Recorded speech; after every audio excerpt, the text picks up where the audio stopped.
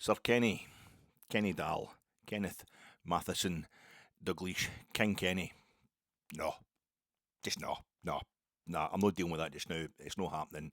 So just get better. Just get better now. The wankers can have David Attenborough. Us, we need you. We need you. So a couple of decades really before I'll be ready to just to deal with that. In fact, I'll be away in a couple of decades. So just let me go first. Peer of the realm for me from the realm of the peerless. God, even when Kelly's on the telly presenting match of the day or presenting a live Scotland game or something like that, I'm watching her with my head kind of bowed a wee bit, but feeling safe at the same time. You know, that's our royal family. That's the people that we need. So no, just sort yourself out. Get better soon, Sir Kenny Dahl. I only saw one goal. It scored in the flesh live by Kenny Dalglish. Saw him playing for Scotland a few times, but the only goal I saw him scoring was his last one. The last one he scored was an absolute belter against Spain at Hampden back in 1984 when I was but a young man, but that was a bit of an honour. Then, of course, it's no Scotland, no parties. No, it's gone off here. Oh, no, Scotland, no party. It's a Tifo. It's a Hampden Tifo, the banter. So can you hear my microphone all right? I've got to move my arm out to the side there to get the Tifo held up. It's just my comms. It's not my comms. I'm using Sean's comms. John, can you hear me? I'm using Sean's puffy comms. I'm using that. But we got it for £42. Only £42. A seat in the Celtic end, behind the goals at Hampden for a game against a country that's 10 years old, 14 years old. So Curacao. Last week, the mighty Curacao, £42 for a seat, which you can't see in, and a bit of plastic sheeting. And I don't want to inflame the old Rangers-Scotland rivalry just when we're all starting to come together, just when Rangers are going to supply all the goals for Scotland this summer in the World Cup. But they don't tell you whether it's a bit different for the Rangers tifos, isn't it? They're cardboard, they're solid. You know, when you get instructions on the back, the Rangers tifos, you know what bit is the back. This is just a dark blue bin bag that's been cut out. I don't know whether it's to go rectangular. I don't know whether it's to go oblong. I don't know. Is it horizontal? Is it vertical? We're holding this thing. No instructions given on the back of the Rangers ones. You get a song and everything. You told exactly what time to hold it up, what weight you hold it up. Will we ever resolve the differences between the Rangers support and the Tartan Army? But I gave it a go last. No Scotland, no party. No Scotland, no piha. How you doing, folks? This is your Fat Eck. Is it the kind of sweet spot, or is it hell on earth? That moment between the European finals all getting played out, the three European club finals, you're trying to get all the stats on board. You're trying to get all that stuff kind of memorised because it's adding to the roll of honour of European football, the history of European football. But at the same time, the World Cup is just over the horizon. All this stuff starting to happen for the World Cup finals, and a World Cup that Scotland are in, the first one in 7 that we've been in. I was a young man. I'd heard the last time Scotland played in the World Cup. I looked slightly different the last time Scotland played in the World Cup finals. It's that kind of time of year type of podcast. Lawrence Shankland is not a trophy. He just looks like 1, 2, 3, 4. He looks like a lot of trophies. Does Lawrence Shankland, and this is not a Bolivia, Scotland against Bolivia preview pod. Close season for the club football podcast, and a kind of dovetailing into World Cup finals podcasting about Scotland in the World Cup finals. Might only be 3 pods, who knows, but we'll see how it goes. It's just great to be back there. Podcast coming to you in association with Jersnet. Check out Jersnet every Friday 9 p.m, every Sunday 9:30 p.m, live on the Jersnet YouTube channel during the close season. Give you guys a break. Give them a break. During the close season, I'm not going to be going. I mean, that's during the season. You'll be getting the 9 o'clock on a Friday, 9:30, and so. But give folk a break, my God. I'm sponsored by Jersnet, and I'm also sponsored by Finlay Curtis. Finlay Curtis 2025-2026. Findlay Curtis 2025-2026, 36 games, only 36 games I attended. Oh, big time football fan. I like always chatting big about the football. £42 a go to go and see Scotland. That's why I'm only attending 36 football games. I'll have a wee word with you later on about the money you need to start putting my way to get me to the lifestyle that I deserve, to get me into the kind of lifestyle that I've grown accustomed to. You can pay me into more games if you're any kind of decent audience at all. But 36 games I attended in 2025-2026 season. I didn't get to the Junior Cup final. Again, I didn't get to the Junior Cup final. I've still only ever been to one Junior Cup final. I know they went and I've never been to the final. Okay, my team's never been semi-finals as MSB managed, but I still to tick it off the list. It's an easy enough game to get to. The crowds are actually going down. The stadium's always too big, no matter how small the stadium they put it at, the stage it at the Junior Cup final. But it was a 4:30, 4:15 on a Sunday, right at the tail end of the season. I was at the Scotland game on the Saturday. You know, I just needed. And it was that. It was last week. Last week when it's difficult. It's difficult to get to. But I attended 36 games. That Scotland game against Curacao. Once again, I'm ending the season with a Scotland game at Hampden, a friendly. The first game I attended in 2025-2026 season, way back almost a year, best part of a year ago, was a friendly against Club Brugge. Club Brugge in a friendly, pre-season friendly at Ibrox, and Rangers were 2-0 down, and we come back to 2 each with a late equaliser from Finlay Curtis. The first competitive game I attended in 2025-2026 was Rangers against Panathinaikos in the Champions League qualifiers, the second qualifying round for the Champions League, and our first competitive goal that I saw, the first competitive goal we scored this season, Finlay Curtis. Finlay Curtis scored in that game. The only Rangers home game that I've missed in the season just past was a pre-season friendly against Middlesbrough. That came between those two games I've just talked about. Again, we were 2-0 down, and again we fought back to 2 each before the end. It wasn't just as late, but it was still late-ish. The goal that made it 2 each was scored by Finlay Curtis, and they're the last game I have attended this season. Scotland trail 10-man Curacao, and Steve Clarke turns to his bench and proves just how bloody easy it is to be a football manager, especially an international football manager, when you've got Finlay flipping Curtis on the bench. Off he comes and equalises, and it's let this young man go out on loan. Maybe it's controversial, maybe it's just proven that it was the right thing to do for Rangers to let him go out on loan. But this season has been sponsored by Finlay Curtis. I didn't get to the Junior Cup final, and I noticed that somebody put a post up on Blue Sky, and it was Auchinleck 15. I've been keeping up with this for a few years now. The fact that Auchinleck Talbot, dominant, so far ahead of everybody else in terms of Junior Cups won in the non-league game. They're occasionally they're kind of keeping up roughly with Real Madrid. Now it's again they're back to the point where it's exactly the same. Real Madrid have won 15 Champions Leagues / European Cups, and that's Auchinleck Talbot won 15 Junior Cups / Scottish Communities Cup, whatever they're calling it these days. And it's just, and they're so far ahead. Both clubs are so far ahead of everybody else. Alright, Alec, that's just a coincidence. It may be just a coincidence, but what really got me was I suddenly realised when I saw this post the other day, I just looked at it and I thought, they've both played 2 finals at Hampden. I suddenly remembered most of Auchinleck's victories in the Scottish Junior Cup have come, kind of late 20th century into the 21st century. So they only played, the final was at Hampden for decades, 40s and 50s and all that, but as it got into the 80s, the final, Hampden, then Ibrox had 1 or 2, and then we went to Rugby Park, probably it was like Irvine Meadow or something like that again. So I think Auchinleck playing Peters Hill or something. They went to Rugby Park in Kilmarnock, and I went in the other day just to double check this theory that I was developing. Sure enough, Real Madrid have won the European Cup. Of course, I was at one of the finals. I've seen Real Madrid win the Champions League at Hampden. I haven't seen Auchinleck Talbot winning the Scottish Junior Cup. But I saw Real Madrid winning the European Cup, the Champions League in 2002 at Hampden, the Zidane goal. But of course, famously, they won it the 7-3 game against Eintracht in 1960.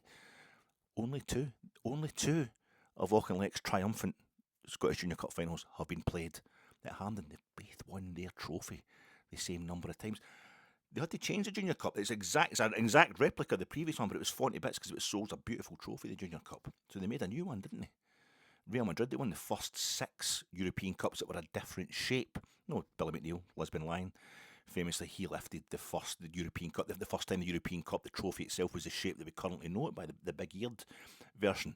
Before that, it had been a bit smaller, a bit like the Henri Delaunay trophy used for the European Championships. It's a bit like that, more kind of flower vase type thing. And Real Madrid won it 6 times, so they kept that and they just invented a new shape. There's been various other copies of it. There's been other. You keep a copy if you won it 3 in a row, or 4 times altogether, or 5 times altogether, something like that. I think they've stopped all that nonsense now, UEFA. But it's been the same shape since then. So they both won different trophies. They both won different versions of the same trophy. They both lost the final 3 times. Real Madrid lost the 1962, the 1964, and the 1981 European Cup final. And famously, of course, the last time Real Madrid lost any European final was to Aberdeen, Alex Ferguson's Aberdeen in 1983, in the Cup Winners' Cup. Auchinleck Talbot, I counted it, I sat and I counted it. They've only lost 3. I mean, you could take it a bit further. You could take it, they've lost 3 Junior Cup finals of Auchinleck Talbot. And Hampden, it moved, they had a few at Rugby Park. Talbot won a few of them at Rugby Park, Kilmarnock. And Real Madrid played Kilmarnock, Willie Waddle's Kilmarnock, in the European Cup in 1965-66. They played at Rugby Park before they won the 6th of the 15 European. They won the 6th one, the last one of that version of the trophy. On their way to that, they beat Kilmarnock. I mean, they drew with them at Rugby Park, beat them 5-1, but they won 1-0 down to Kelly in the Bernabeu in the away leg. My dad was at that game. Kilmarnock against Real Madrid. So, and then you had Auchinleck Talbot last season playing playing Celtic in the Scottish Cup at Rugby Park, a former European champion club, Celtic, who of course won it in 67 and then went and played, and Real Madrid won it in 66. And they then went and played Alfredo Di Stefano's Testimonial in the Bernabeu and beat Celtic 1-0, and that Celtic fans are quite rightly proud of that. It was a wee kind of secondary crowning, a confirmation, if you like. I'm not trying to be religious, but that was, it was Celtic who kind of followed on from Real Madrid in 66. They played Auchinleck Talbot in the Scottish Cup at Rugby Park. Rugby Park, Tommy McLean scored against Real Madrid. Alfredo Di Stefano, Puskas, I think they were past it by that point in time, but Amancio and Serena, probably the 60s, the late 60s Real Madrid side it was at Rugby Park. But it's quite. Tom McLean also played in the Kilmarnock side that beat Eintracht Frankfurt 5-1. They beat Eintracht by 4 clear goals in that famous second leg at Rugby Park in the Fairs Cup in Europe. Eintracht Frankfurt, who lost at Hampden by 4 goals to Real Madrid in 1968. It's just, I'm sorry, I just think these things are quite significant. I'll be telling you why in a wee second, but this is the Fat Eck podcast, the pod that answers the question, why am I not putting any cheese on top of this sandwich? This ham sandwich that I've got the piccalilli, I've got the mayonnaise, I've got the chutney on it, and it's quite thick. It's quite thick cut ham. But why am I not? I usually have a bit of cheese on top of this, but because it's minestrone, I'm having it with minestrone soup in a sandwich. I make for myself usually on a Sunday. If I've not got a Sunday off the fitbar, I'll have the minestrone is the soup I was having on Sunday. So you're going to have parmesan. You're going to have parmesan cheese on top of the minestrone. I mean, it's just Heinz minestrone, but in fact, if it was Morrison's own brand, that's what it was, Morrison's own brand. You're just going to have the cheese through the minestrone. So you don't, I mean, you're getting it, but you're getting it a different way. No, you're getting the cheese, but you're getting it a different way. He's no a trophy, Lawrence Shankland, but in the same weekend that the last of the trophies were getting dished, the last of the senior trophies were getting dished, the last of the senior men's trophies were getting dished out in Scotland. We ended up to the tail end of that weekend. We were getting, Lawrence, you're getting the cheese a different way. You're getting the trophies a different. It's a different kind of victory as well. He's not a trophy though. He's not a trophy. My name's Alec Anderson. One other thing you asked, so I've got to tell you. Guy you wanted checked into the hotel marquee under Jameson if you still give a shit, which I figured you wouldn't. You figured right. So long, brother. You're home free. Take it easy. Take it easy. But he doesn't. He goes back, doesn't he? He does give a shit, and he goes. He can't help himself, and he goes to the hotel marquee, room 1735, and he gets them. That's satisfying. But it ruins everything. It ruins everything. Heat is available on Netflix. 1995, Michael Mann's LA crime saga. Heat is available on Netflix until the 30th of June. They're picking the mess up the 30th of June. Scotland's last group game in the World Cup's the 24th of June. The knockout round, the second round, starts on the 28th of June in Los Angeles. Los Angeles. LA Takedown becomes Heat, the LA crime saga. Two different it's Get on it, folks. Get on it. If you want to get films in between, you want to get a wee movie in. You need to get out. You've so much football last season. It's such an intense season. There's so much football you've just passed. So much football coming up. There's so much football just coming up. That's me going on Tartan Army. That's me going on Biscuit Tin Scotland. So much football that's coming up. You need to get yourself a wee break. You need to watch the movies. I watched a couple of movies I've been meaning to watch. Well, one of them in particular. Managed to squeeze them in, so I feel like I'm a more rounded person. I don't mean the fat. I couldn't get any rounder. I know. I feel like I'm a more rounded person. I watched Querelle, which is kind of Brokeback Mountain without the tenderness. Really, Querelle. This is two hyper real films. Two really quite amazing films, and for various reasons, the verisimilitude is overpowering but also completely lacking. It's you need to watch these two films if you want. Querelle by Rainer Werner Fassbinder. I think it's only 3 Fassbinder films I've seen the whole way through. One where it's an immigrant fella in his 30s who's going out with a widowed woman in her 60s. One where it's the Bitter Tears of Petra von Kant, where it's all the ladies together in a bedroom, and now it's all the boys together. So it's based on the guy that's John Paul Gaultier. That's where he gets all the sailor stuff, with the tammies on and the muscles and the flared trousers, the sailor gear for his the kind of homoerotic stuff. It's a wee bit homoerotic. It has to be said. I was getting wee hints of homoeroticism as there's guys getting up the bum and what have you. But it's one I want to watch. Rainer Werner Fassbinder, it's one of the guys you've got to watch. I think I've only got 238 of his films to go. He died at 37, Rainer Werner Fassbinder. He died at 37 because he was making like 20 films a week, the new German cinema stuff. I mean, Werner Herzog, and he was making about 20 films a week. So he was high on coke the whole time, and he was doing heroin and all sorts of alcohol. Alcohol just a by the way thing. And it blew. It was 10 days after his 37th birthday that he died, and it was 12 days after the 37th birthday of our German auteur, Danny Rule, that we went to Parkhead, lost 3-1, and that was the end of our new German cinema. That was the end of everything that we held dear, everything we thought was going to happen. It was going to change. Everything was going to change the world. It was going to change cinema. It was going to change Scottish football. We had that 4-game collapse, the third of which, the last of the meaningful games. The first 3 of them were all very meaningful. The last one, the loss to Hibs, didn't really mean anything, but it was 4 games in a row that we lost at the worst possible time.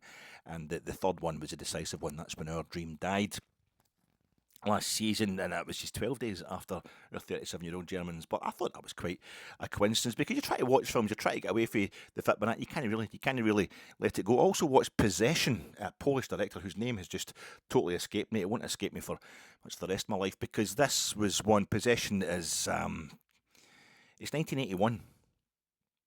Querelle's 1982, I think. It was the last film. Fassbinder didn't even see it hitting the cinema, and it's been chopped up. It's about 1.5 hours or something taken out of it, Querelle, so that may be why it doesn't make much sense just now. There's other reasons for that as well. Really interesting film, in that it's dubbed into English while everybody's speaking English. I don't know if everybody come back into the studio and just spoke the lines again over the top. It's like, oh, this is dubbed, because Fassbinder's films, most of them are in German. But this one, everybody's speaking English. Oh no, I've got a dubbed version. I want the original to be extra wanky. No, they're all speaking English, but they all sound like they're dubbed. The guy from Midnight Express, he's the main man in Querelle as well. But that was this film had been cut. It was 1981. Possession was made, and it was deemed a video nasty. Under Thatcher, that whole kind of hysteria about video nasties back in the late 70s, early 80s, because there is a monster in it. There's the guy who does E.T. did the puppet that's E.T. and also the puppet that's Alien in the Aliens films. He does the monster, the various versions of the monster. In this movie, Sam Neill, the actor Sam Neill, does the last version of the monster. I'm not going to get in the way there, but there you go. So there's a monster in it. It was deemed a video nasty, and there's some horrible stuff that happens in it, but mostly it's about a marriage breaking up. I didn't know. I'd seen adverts for this. So it get deemed a video nasty, and then I think they tried to cut. They brought it out in America with a the half hour of monster stuff taken out of it, and then it just made it really confusing. It made no sense. It makes no sense anyway, in a kind of front of the brain sort of way. But it's a completely coherent film. I plenty of idea of what was going on in Curacao. Just bend over, mate. This will be over in a second or two. That's kind of the pattern you're getting. And I knew it was happening, but I didn't really know what the film was about. Whereas in Possession, I had no idea really what was going on, what the reason for everything was. But it makes an internal sort of, there's a coherence there. Everything really makes sense on an emotional level. You feel it. There's this guy has thought this through. This is a proper movie. I thought it was too old. I thought it's the 2-hour version has been released. I don't know when it was released. The full proper version has been released. The first monstrous thing, the first kind of horror you have to do is watch it on Prime. Jeff Bezos. You're giving Jeff Bezos money, absolute scumbag. But that's they control everything now, don't they? Facebook, YouTube, Twitter. They control the lot, and we help them, and I'm as guilty as anybody else. But giving money to Jeff Bezos, but you got it's on Prime, and I'd seen adverts for it. I recognised the poster, and it's Isabella Gianni, which when I was in my teens and early 20s, she was one of the kind of, you weren't bothering with the arts, so to speak. She's gorgeous, and she is obviously really gorgeous in this film as well. But I didn't get a chance to appreciate how great an actress she was. Lorraine Margot, I remember getting that. It's a very bloody film as well, but it's French, Alec. It doesn't mean it's art house. But I'm watching. I've seen this poster, and it's Isabella Gianni basically naked, but it's all very supposedly tasteful. It's kind of erotica, where she's obviously sitting on a bed and it's her back, so you can't see anything, as we used to say when we were teenagers. But you can, she's pretty much naked. So I thought, that's obviously some kind of psychosexual thriller, or it's a romance, a steamy romance. I wasn't really interested. I had no idea what it was about. But I just saw a wee article about it on Letterboxd, and I thought, all right. And I still had no idea what it was really about. And I watched this thing on Monday night. Jesus Christ! I thought I was past that age. Past the age of thinking this film's in the canon. This film has changed my life. It was unbelievable, unbelievable. Some of it's hilarious, and almost so bad or so insane. But it all makes sense, and it's phenomenal. It's set in Berlin during the Cold War, and to me, there's a guy with pink socks that he's mentioned at the beginning, and he turns up at the end. What about the guy with the pink socks? And then at the end, the guy with the pink socks, he's close up in his pink socks, and Sam Neill, he's Antipodean, it's New Zealand, and Isabella Gianni's French, and it's in West Berlin by a Polish director. But everything's filmed next to the Berlin Wall, which was extant then. It's of its time. It's set in 1981, and this is the Berlin Wall. Was probably filmed in 1980. Is outside. It's in Kreuzberg, where the topography of terror exhibition is. After you've been to Berlin, that's the area that it's in. It's a bit of the wall. It's got the old tenement, and that's where she keeps the monster at first. And that's where the Gestapo was, Kreuzberg. I think this folk. I've seen a lot of reviews of it, trying to make sense, getting clever folk to talk about it. I thought, what is this all about? What is this film all about? And very few of them mention the Cold War. Very few of them mention. But this guy's the director's for Poland. His dad was in the army. His grandfather was in the army before that. So Poland, one of the places it's hot. To me, it seems like Sam Neill's representing, and maybe Isabella Gianni as well. It's the West, the Nazis that split Berlin. And then you've got the communism, the Soviet communism, Warsaw Pact, and all that, which of course is actually old-fashioned Russian imperialism that's on the east of it. He's in the new buildings, all glamorous buildings, but she keeps the monster in like a pre-war building, a kind of 1930s tenement, which is right next to the Berlin Wall, and the evidence of what happened in the Second World War. But the trickle-down effect that we're still feeling today from the Second World War, but was really prevalent when Berlin was still a divided city. And that monster's in there, and it's her sexuality. It could be the faith that she seems to have miscarried. And one of the most amazing scenes I have ever seen. And I need to go back and check what actual U-Bahn station it is, because I've probably been in it, and I want to know that I've been in it, where she has this. They call it she's miscarrying faith. There's a lot of ropey stuff in terms of kind of gender politics that goes on in the film, but there's no getting away from this. She's kind of accused of being a kind of Maria Callas of acting Isabella Gianni, but she gives it everything. It's one of the most amazing scenes. It's basically just having a monster. She's having a monster baby almost. She's miscarrying it. It's coming out of her. It is unbelievable. And I thought I was at that age where you get older, you get more cynical, it's too late for films to change your life or whatever. That's the most moved I've been by a film since I saw Personal Shopper. Personal Shopper. You'd heard that it used to be in all the Twilight films. I thought she was Kirsten Stewart. I thought, she's rubbish. I mean, she's just in Wayne's films. She's in this Assayas's film. Assayas, the director, the French fella. Oh my God, Oliver Assayas, Clouds of Sils Maria, Personal Shopper. Really, I think it was the last time I thought, my God, this is kind of life-changing stuff. It's so good. Until I saw a film that was actually filmed when I was 12 years old. Amazing. I would certainly get into Possession. And it's all very, as I said, there's a lot of symmetry about it. They've both got doppelgangers.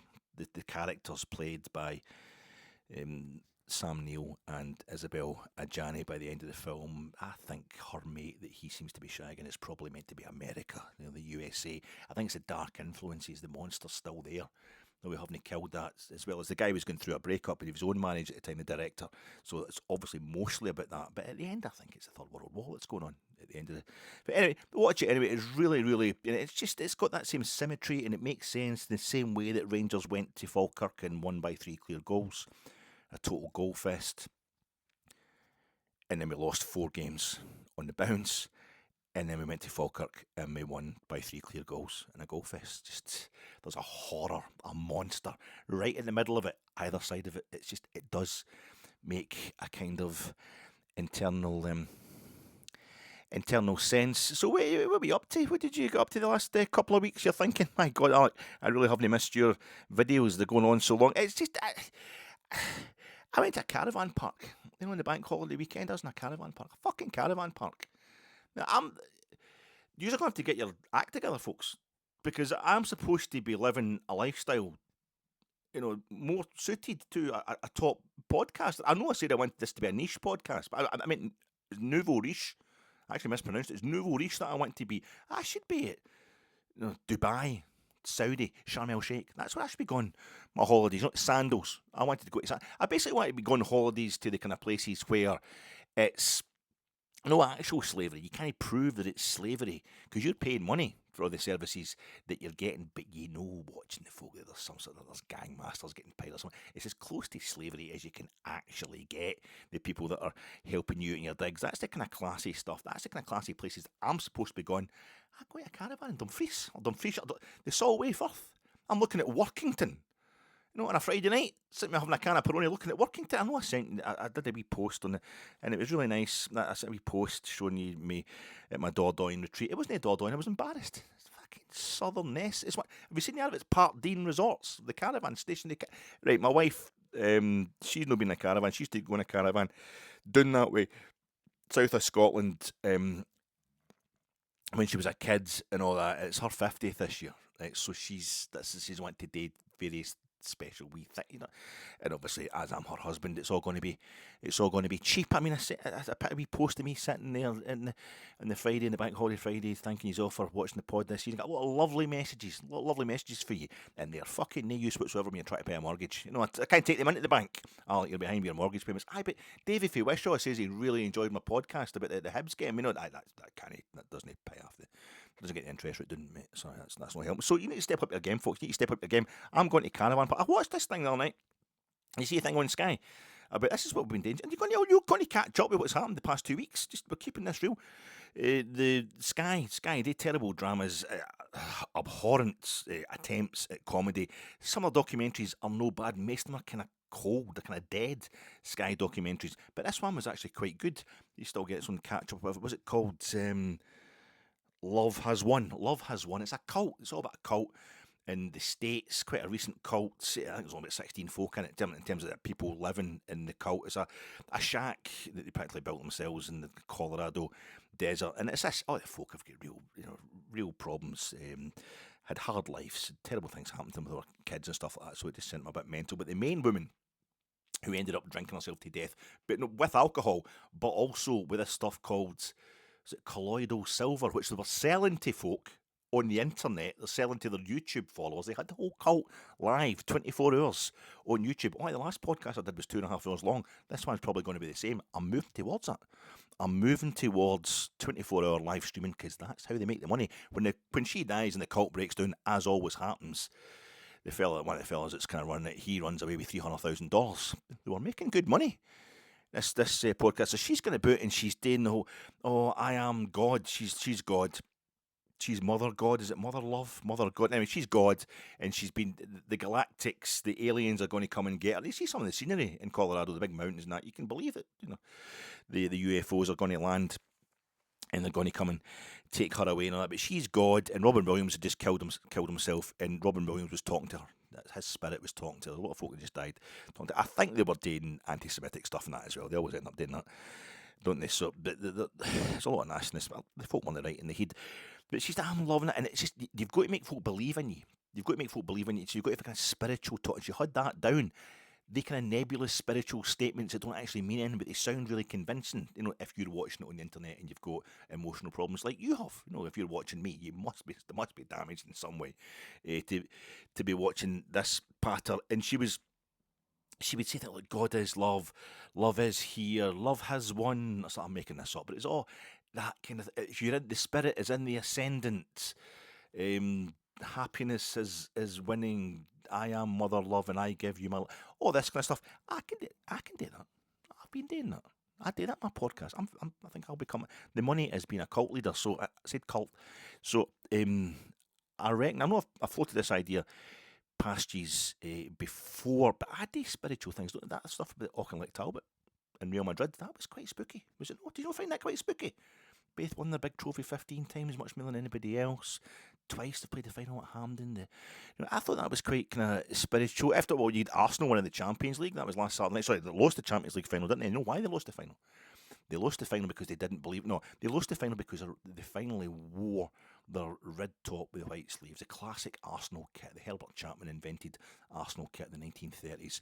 The red with the white. The folk our age have all grown up with Arsenal playing in. And the very first side, that's PSG, won it 2 years in the trot now, the Champions League, and the first French side to reach the first European Cup final, and the first one to reach 2 European Cup finals was Stade de Reims, and they lost both their finals wearing a red shirt with white sleeves, just like Eintracht Frankfurt did in the 1960 final at Hampden, a red shirt with white sleeves. You think about Ajax, okay, Ajax have got just one red block, but it's mostly white, the classic Ajax kit. Arsenal lost the 1980 Cup final wearing their classic European away kit, the yellow top with the blue shorts, and they also lost the 2006 Champions League final 20 years ago wearing that kit as well. But I think they lost the Cup Winners' Cup final in 90. Same as ourselves, Arsenal. They've been in 3 Cup Winners' Cup finals, won one of them. They've been in 2 Fairs Cup / Europa League / UEFA Cup finals, but they won one of them, unlike ourselves. But the thing they've got on us is they've been in 2 finals of the big one, the Champions League / European Cup. But they lost the Cup Winners' Cup final in 95. John Hartson scoring their goal in the Parc des Princes, of all places. And they were in the red and white top in that one, but they won it the previous season, 94, against Parma in the final in Copenhagen, wearing the red top with the white sleeves. And they won the Fairs Cup. That's 2 legs, but I've seen pictures for the home leg back in 1970 when they won the Fairs Cup, the forerunner of the UEFA Cup. They wore the classic Arsenal kit when wearing that, didn't they? So that's obviously they can win that trophy. Arsenal should wear that. They can win the other trophies wearing the red with the white. But once you get into the European Cup final, once you get into the big one, Atletico Madrid, only club to have lost 3 finals of the European Cup, the Champions League, without ever having won it. And they wear red and white stripes, don't they? Can you name me a red and white stripe team? A team wearing red and white stripes that have won the European Cup or the Champions League? No, you can't. Can you? Ajax, they wore an all-red kit, 1973, their away kit when they beat Juventus in Belgrade. Liverpool, of course, the all-red. Bayern, the all-red. But did Bayern not lose the 2010 final? They did lose the 2010 final to Jose Mourinho's Inter in the Bernabeu, but were they not wearing the red and white stripes? Because sometimes Bayern, through the years, have gone with red and white stripes. Was that not when they lost the final? Diego Milito, 2 goals against me. I don't know. I'm just saying, I am God, I am love, I am giving you this. Did you know that in the English Premier League just finished 2025-2026 season, the bottom 11 teams in the English Premier League, including the 3 that are relegated, there's only one of them hasn't played in a European final. That's Burnley, and Burnley have been champions of England twice. It's still a massive concern. Burnley, that's amazing. The bottom, and yet in the top 9 teams, there's 4 clubs who've never played in a European final. Brighton and Hove Albion will put that right in the Conference League next season, no doubt. But there's 4 teams, and there's 3 of them that have never been champions of England. Brighton, Brentford, Bournemouth. Quite amazing. Sunderland, the other one, not been to a European final. It's just a kind of guru type part, guru stuff. You can hear this. You're a mystic. You come out with this stuff that nobody else is in any way interested. Is capable of thinking up. Is Gabriel? Make it back me religious. Gabriel. He misses the penalty that cost Arsenal the Champions League. The penalty shootout last Saturday. Gabriel, the Archangel Gabriel, he fought the fallen angels, put them into hell, didn't he? Has he been touched by hell? Whereas Gabriel Jesus, Arteta kept him on the bench and got what he deserved, didn't he? Keep Jesus on the bench. You can't win. You've been punished for but he'd been tainted by Archangel Gabriel. He went into hell to fight the. Anyway, I don't really know the story, the religious stuff, but that's what you just become. You sound like, and you've got to get merchandise. The best thing about this documentary about Mother Earth or Mother God, the Love Has Won cult. She was. They went 24 hours. They realised that YouTube, 24 hours, as I say, was a way to make money. Just in their cult den, have it on 24-hour coverage, and that's what you get: the likes, you get the views, and it helps you convert folk. Folk feel as if they're part of the mad family. But they've got merchandise. This colloidal silver stuff that killed her. She got embalmed. She was basically embalmed and blue. She literally turned blue before she died. No, afterwards. But they would say things like, "Oh, she needed fuel." The wine that she drank all day, the vodka and all that she drank all day, that was her fuel because she was giving out so much positive energy to everybody else. This was to keep her alive, to keep her going, keep the positive energy. She's basically tanked up, gassed, 24 hours a day, and you get these moments where she's getting one of her followers who are in the place with her, and she's giving it, it's for a fucking mighty meaty with a barbecue dip. And you've got me a Hawaiian with a garlic dip. You're a piece of shit. You know what I mean? I'm Mother God. You're a motherfucker. You're going to hell. Get me large, mighty, meaty barbecue dip pronto. And then she'd send them onto the internet, onto the screen like me just now, to scream at the followers to get her stuff. She wanted a go-kart. She wanted a go-kart so she could drive about the desert gassed. A wee go-kart. And so the guys are coming on and they're talking to the folk that have subscribed to them on YouTube. Where the hell's it? Where's Mother God's go-kart? You're denying God the go-kart. You try to go to heaven and you're not going to buy it. Next cuts to her talking about go-kart wrecked on vodka, Mai Tais, whatever she was drinking. I think we need to be a forklift. But they raised money through selling merchandise. Basically, they just thought about a desert, get wee stones, polish them up and tell you they were crystals. This colloidal silver stuff, I don't know what it was made of, but it was that was a tincture. They were selling that in nice wee bottles. So I think I've got all these Bovril cups here. That when I go around the non-league stuff, when I've seen Auchinleck Talbot and that, sometimes you can't get a programme, you can't get a wee, the wee kind of cloak room ticket things that you get sometimes at the non-league. I'll get myself a Bovril. And that's the only physical souvenir I've got that I've been at this game. And what I write on the bottom of them here. This looks like an ordinary, might just look like an ordinary paper cup, as far as you're concerned. I can still smell the Bovril off it from, as I've written on the bottom, West of Scotland, Division 4, Saturday, 11th of March 2023, McMaster Sports Centre, Thorn Athletic 3, Rossvale Academy 4. I've been there. I blessed that game. I've got this one. I mean, this is a special one. That's probably going to go for about £100. This one, we're into the grand. We're into 1,000 for this one. It's very, very special. This is Scottish Lowland League, Rangers B2, Gretna 2008, 1, The Rock, Dumbarton, Tuesday, 7th of February 2023. Alec Lowry probably played in that game. He probably played in that game, and that's a genuine souvenir for that. So that's £1,000. I'll be selling that one for. I'm watching the Rangers review. They're getting £7 or £6 just for somebody reading one of their faintly racist comments out. while they're live on air. How am I making the money? I don't know how to get the live comments. I don't know how to go live. I haven't really looked into it, but I should probably maybe get a phone that works properly, a camera that's in sync and no back to front. But how am I supposed to do that if you guys don't come up with the money that I'm due? I've also got, it's a classic here as well. I've got the holy grass cuttings from the Garden of Eden, probably, in a bag so shiny, a black container bag. I think it was Joseph of Arimathea that left it behind. You've also got the cup of noodle, the pot of noodle. One of them, it's been emptied of the golden fluid that came from the Roman soldier that pierced the side of Christ. But I've got that now. I'll do that for £300. I'll sign that. That's one I inscribed. Sorry, that's one that our dear Thistle presented me with on the park to mark. It's the pie. You get the plate for the pie.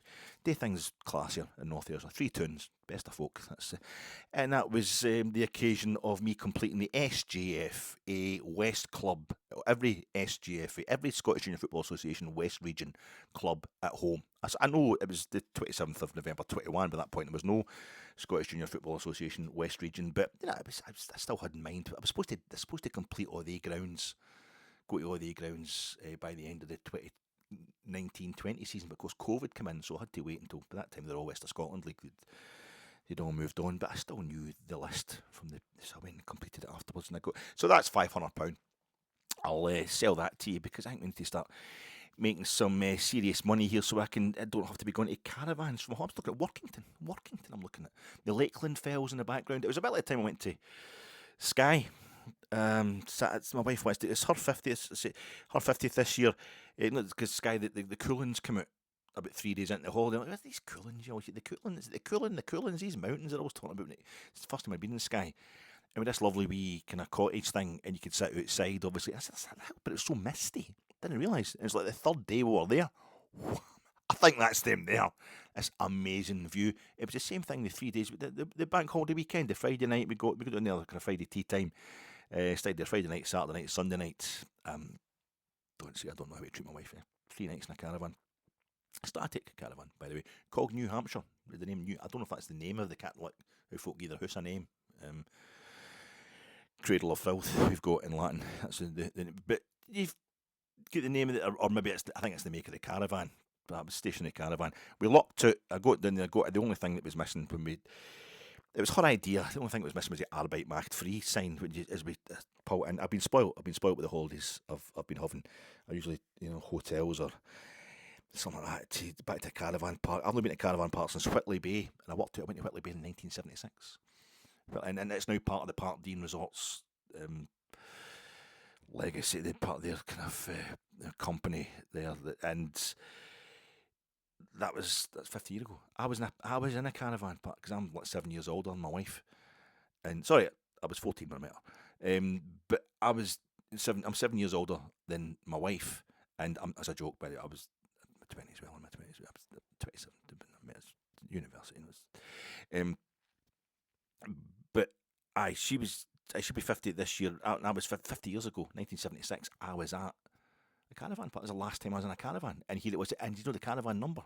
The number of the caravan, number 76. And I'm going, you've got to get a photograph and put it up on Instagram or put it up on Facebook, send it to all your pals. That's absolutely amazing. She doesn't find these things that. I mean, she's like, take a photograph of it. I'm going to take a photograph of the view out to the Lakeland Fells and the Solway Firth, and through the reeds and the swifts and all that are flying about. But you want me to take a photograph of a tow bar with 76 right next to it. She's not into the same kind of stuff. But I think I did it. SouTHERNess it is the name of this cat, and I was quite impressed because it's like SouTHERNess with turn right in the middle. SouTHERNess, all one word. It's right down on the Solway Firth, right down the bottom there. You just go south, Freedom Freeze. And I thought that's SouTHERNess, who won the European Cup. He was the captain. The Liverpool team won the European Cup. He lifted the European Cup in Rome, having just beat Roma in the final. And then we got Jonas Tern from Roma. We signed Jonas Tern from Roma. So it's a kind of Roma type thing. I think it's a religious thing. It's quite spiritual. That's what we did. And I was sitting there, and I'm taking it out on you guys because it was a hard weekend, wasn't it? It was a hard weekend. There was no Wi-Fi. There was no. I felt as if when we drove into the place, I was reading all the reviews online. I didn't add to the reviews because it was beautiful. I loved it. It was great. But when somebody had said, you can't, I've written this down here because I keep forgetting what it is. The entertainment complex sign is hidden by scoops. The entertainment complex sign is hidden. You've got to check in the entertainment complex. Nearly couldn't find it. There's a lot of static caravans. A lot of the kind of houses that look like caravans, but they've kind of bricked them in and built wee gardens and that. Folk must stay there permanently. Apart outside the entertainment, you've got to check in, get your keys at the entertainment complex. And if you come at it from a certain angle, there's a wee ice cream concession thing outside that's called Scoops. And if you do come at it from a certain angle, you can't see the sign saying entertainment complex, the thing saying Scoops. You think, well, it's a massive complex, it's a massive big building, you must know, but it doesn't look like an entertainment complex from the outside. I don't think there's any windows in any of the buildings that are in the caravans in that place. In the SouTHERNess, but I was a bit scared at first. I thought it was going to end up one of the videos. You know, I've been a fucking absolute snob here, total patronising wanker. It was great, I loved it, and I'm lucky to have gone there. But I thought it was going to end up in one of the videos, you know, and the best of the McDonald's, you know. But the worst of the McDonald's, we could take the best of the macaroons with 2 hands tied behind my back. I thought it was going to be challenging all the guys to a fight. That one of the kind of things. A lot of folk walking about that just look at the Nisa shop. There's a Nisa shop just across from the entertainment complex, just up and kind of around the corner a bit, actually. It's like a pillbox. There's no windows in it. Is there windows? Maybe there is windows and I'm just making this up. But it's lovely stuff inside. I wasn't hanging back getting my chocolate and that on when I got in there. I got myself a wee souvenir for there as well, a wee crab with SouTHERNess on it. But it was scary, and that was the only place to go and get. There was a restaurant in that as well, and there's a lot of folk making a lot of noise round about us. But we happened to have got one. That was a secret upgrade or something. We were right on the shore. It's all behind us. Hundreds of rows upon rows of caravans. There's been 500 caravans in this place. Unbelievable. How mobbed it was, but everybody's lovely, of course. I'm just being a snobby bastard, but I was a bit, oh man. Plus the hay fever, I've got late onset hay fever, so sitting outside, I just sit outside with a few beers, looking at beautiful scenery out onto the water and that. But after about 10 minutes, I'm like, I'm struggling here. It was nearly ruining my 15 Peronis. And then on the Saturday, it's like we've resolved to just stay still, to no do anything, to no go anywhere. Frankly, I didn't want to leave the motor, but we didn't. We just resolved we're going to just no go anywhere. And I'm trying to avoid the Scottish Cup final. I don't know what I think about the Scottish Cup final, because as the two boys in the caravan behind ours, across the wee road behind ours, were saying, I hope they both get beat today. You know, I hate both. See you next Thursdays. Talking about the managers involved in the Scottish Cup final, and that's fair dues. But it was, you need to know what's going on. And I'm watching Murder She Wrote. The Wi-Fi, you had to pay extra to get a decent Wi-Fi signal, and I'm trying to kind of be offline for a wee while anyway, and I was obviously getting kind of cold turkey at being offline, and it was all there was in the telly. You couldn't get BBC Scotland. I thought, well, that's good. I'll not be tempted just to watch the Scottish Cup final because it's the only fit with it's on. You couldn't get it was Border TV or Look North or something, all that kind of stuff. So you couldn't actually get a Scottish Cup final on the telly in the place. You certainly want to get in Sky and like that. So we end up, my wife, she likes Murder She Wrote. She's like, no, Fletcher. No, she loves the bit of Murder She Wrote. And I was sitting and watching this, and it was one starring Eli Wallach, Murder She Wrote. And he was playing the kind of patriarch of, I think it must have been LA, California, a winery, a vineyard, an American vineyard. And he's doing all the old Italian stuff. Not Eli Wallach, of course, wasn't he? Italian, of Italian descent, but I think he's Jewish, Eli Wallach, I'm guessing. But that's fairly convincing. I'm like, what year is this? 1988. Fucking Celtic won a double, 1988. You know, Celtic won a double in 88. Remember that McAvenny, that's going against Dundee United late on, scored against them. It was magical. You know, and then 1989 they beat us. We won the league in 1989, but they beat us in the Scottish Cup final to deny us the treble. And then we went on, did 9 in a row. That 1989 league title was the first of 9 in a row. Although they won that Scottish Cup. So we won the 66 Scottish Cup. Replay, Kai Johansson. Celtics had won the league in 66, and that was the first of their 9 in a row. Mystical, magical, send me money. Send me lots of money, and I will send you a Bovril Cup. But I think this is depressing watching, but I don't want to think it's 19. I can't get away from Dunfermline against Celtic against Dunfermline, but then I'm looking at Eli Wallach, and I think it's 1988, and he's playing this old. And I double checked this because I know Sinatra knocked back the role of Don Altabello in Godfather 3. I know because Sinatra was upset with the Johnny Fontaine character in Godfather 1, Godfather 2. So, he's talked to Coppola about it. Coppola reached out and said, well, why don't you come in Godfather 3, 1990, it gets filmed, and play Don Altabello. And Sinatra was signed up, he's going to do it. But then he ends up, he's got too busy a schedule. He's still on tour, obviously. Frank Sinatra, he's a bit older at that point in time, can he fit it in? So they're let down at the last minute. They have to find somebody, and I'm fucking thinking to myself, well, it'll be 1989 they filmed it. That's Eli Wallach playing an old Italian guy who's having to deal with the mob, an Italian patriarch in America. Do you know what I'm saying? Is this the screen test?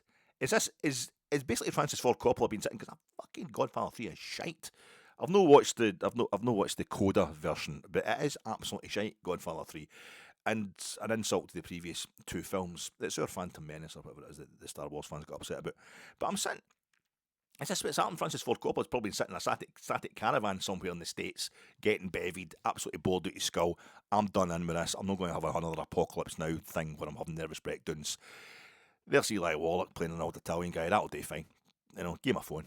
Aye, I'll take that. I know the misfits and all that. Eli Wallach is a fine, good, the bad, and the ugly. He's a very good actor, Eli Wallach. But he plays Don Altabello that gets it in the opera house at the end with it's Connie gives him the cannolis that she's poisoned, and I'm thinking maybe that's how it worked. And then I don't know, was it my phone or something that just comes up? That's Celtic 131, and the shower.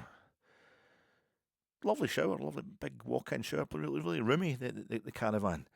But it's that English water, it's that soft water. And I'm sitting looking over the Solway Filth to Workington.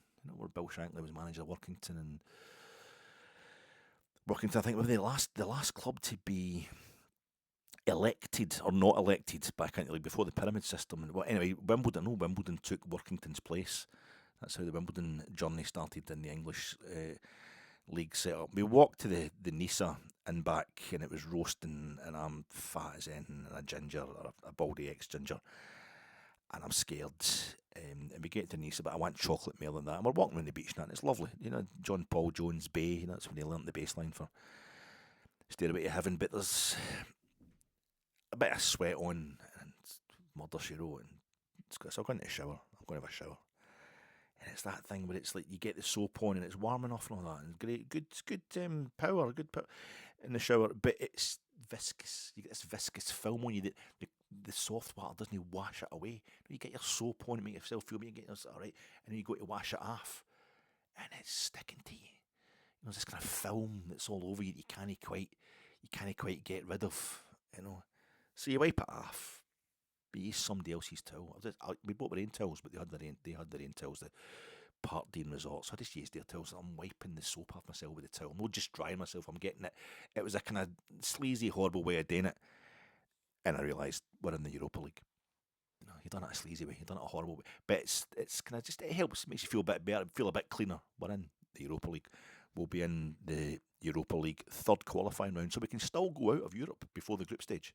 We could, if you lose the qualifying round, we drop into the third qualifying round. We drop into the Conference League playoff round. If we lose that, that's us. We're out of Europe. And maybe that's Hearts nearly won the league this season by not being in Europe.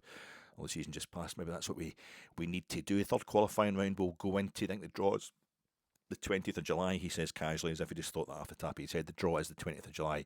The first leg's the 6th of August. So we're playing around less in Europe than we did last season, because we're not in the Champions League, but at least we get to 6th of August before we have to come back. We get an extra fortnight's holiday, this season, if we haven't to go back and watch the serious stuff. But Celtic winning that Scottish Cup meant that we go into the Europa League, the tournament that nurtured us back from 2012.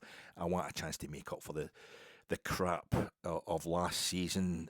Brighton and Hove Albion will probably win the Conference League, but we should quite nice to drop into the Conference League, actually. Give that a proper go. Only 6 group games, but we can get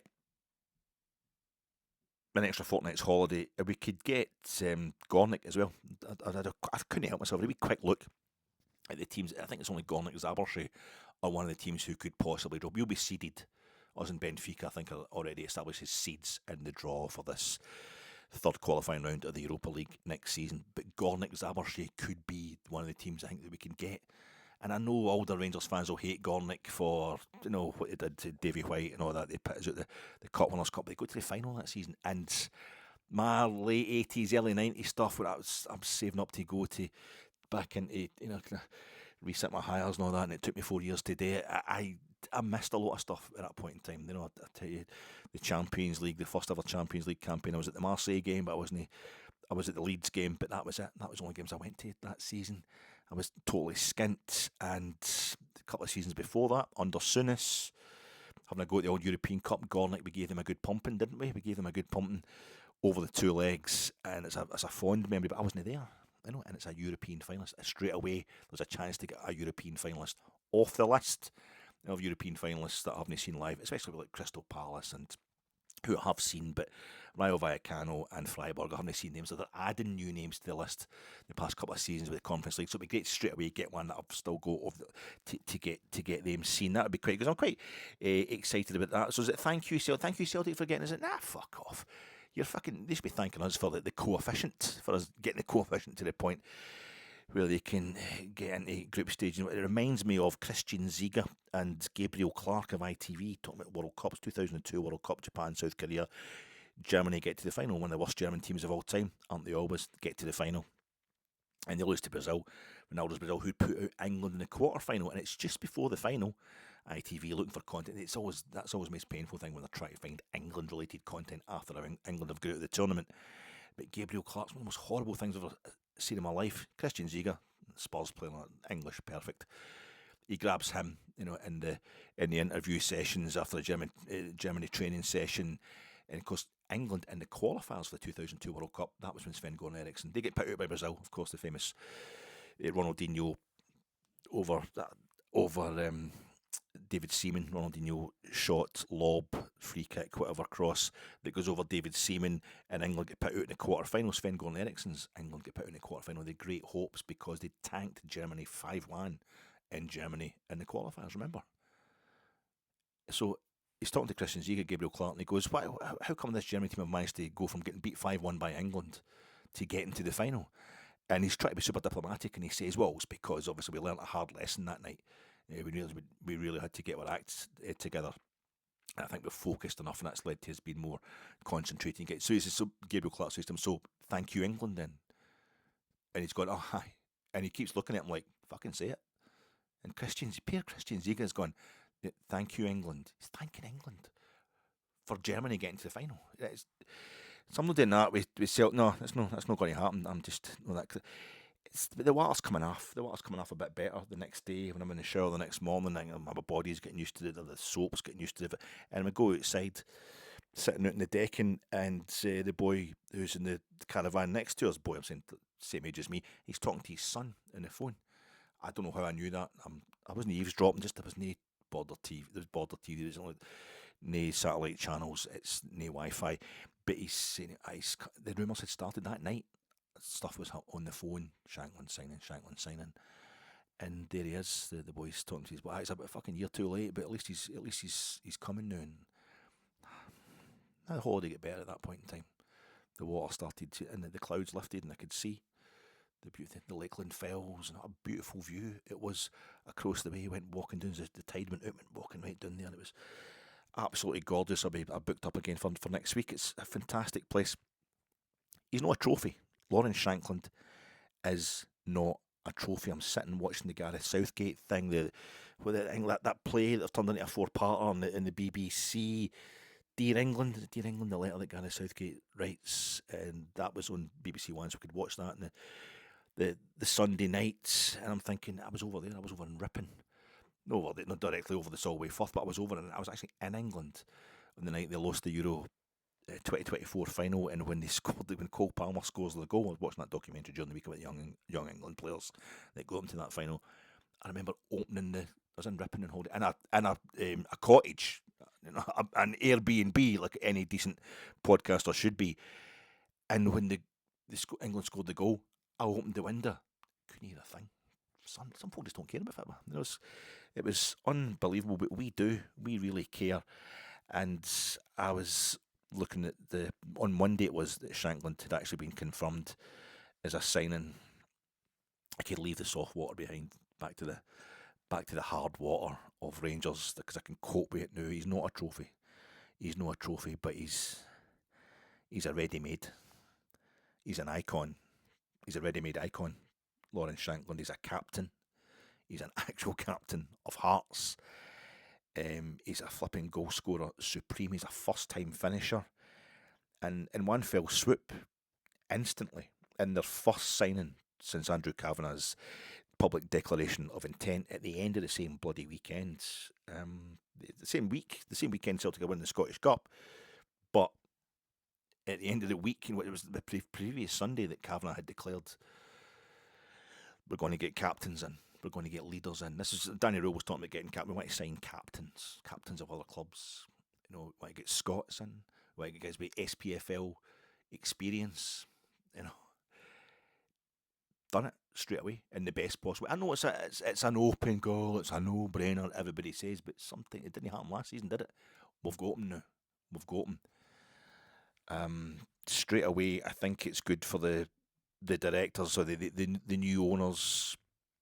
They've been 100% spot on in their very first signing, in realising, or beginning to realise, the promises, the nature of the signings they were going to make, and I think it's great for Kavanagh, because Shankland could break his leg, scoring the winner against Brazil in Scotland's last group game this summer. But at least Kavanagh's been out there. He showed his intent. If Shankland might never play football again, we might never see him playing for Rangers, but at least he made the signing nice and early. He's not actually signed for us. That's why it's good for Kavanagh, because if he breaks his leg against Haiti, was that the 13th, 14th of June?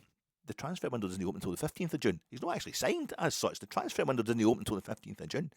I might be wrong that Rangers TV don't seem to have made, Rangers social media department have made absolutely nothing of the Shankland signing at all. But it's an absolutely brilliant way of showing intent, living up to what he was promising. Andrew Kavanagh, you get the manager confirmed. It's still going to be Danny Rule in the job. Did that the day after the last game of the season, and then it get released, various embargoed interviews and what have you with.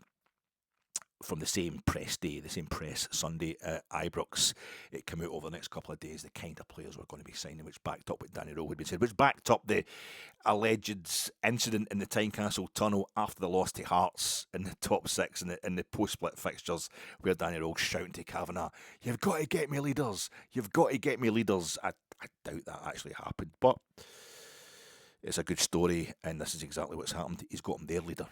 He's got him Hearts. There's no retail value. So it's this idea that we're in some kind of wanky, uncaring owners. Well, uncaring in terms of the football. They're certainly uncaring because Kavanagh's making his money from medical insurance in the States. But in terms of not caring about Rangers and just wanting to make money off of us, get the player trading model, get in young guys, develop them, sell them on. Shankland's not making any money. He'll be 31 in August. He'll be 31 as the season starts. The club season starts. He's not going to go anywhere else. This is the biggest move of his career, and it's happened right at the end of his career. Let's hope we get 4 or 5 years out of him. Particularly playing for Rangers, it's much. He'll not have to do as much running about, you wouldn't imagine, as he did for Hearts. And it's too late. We could have signed him last season, signed him the season before, but he's here anyway, isn't he? He is here.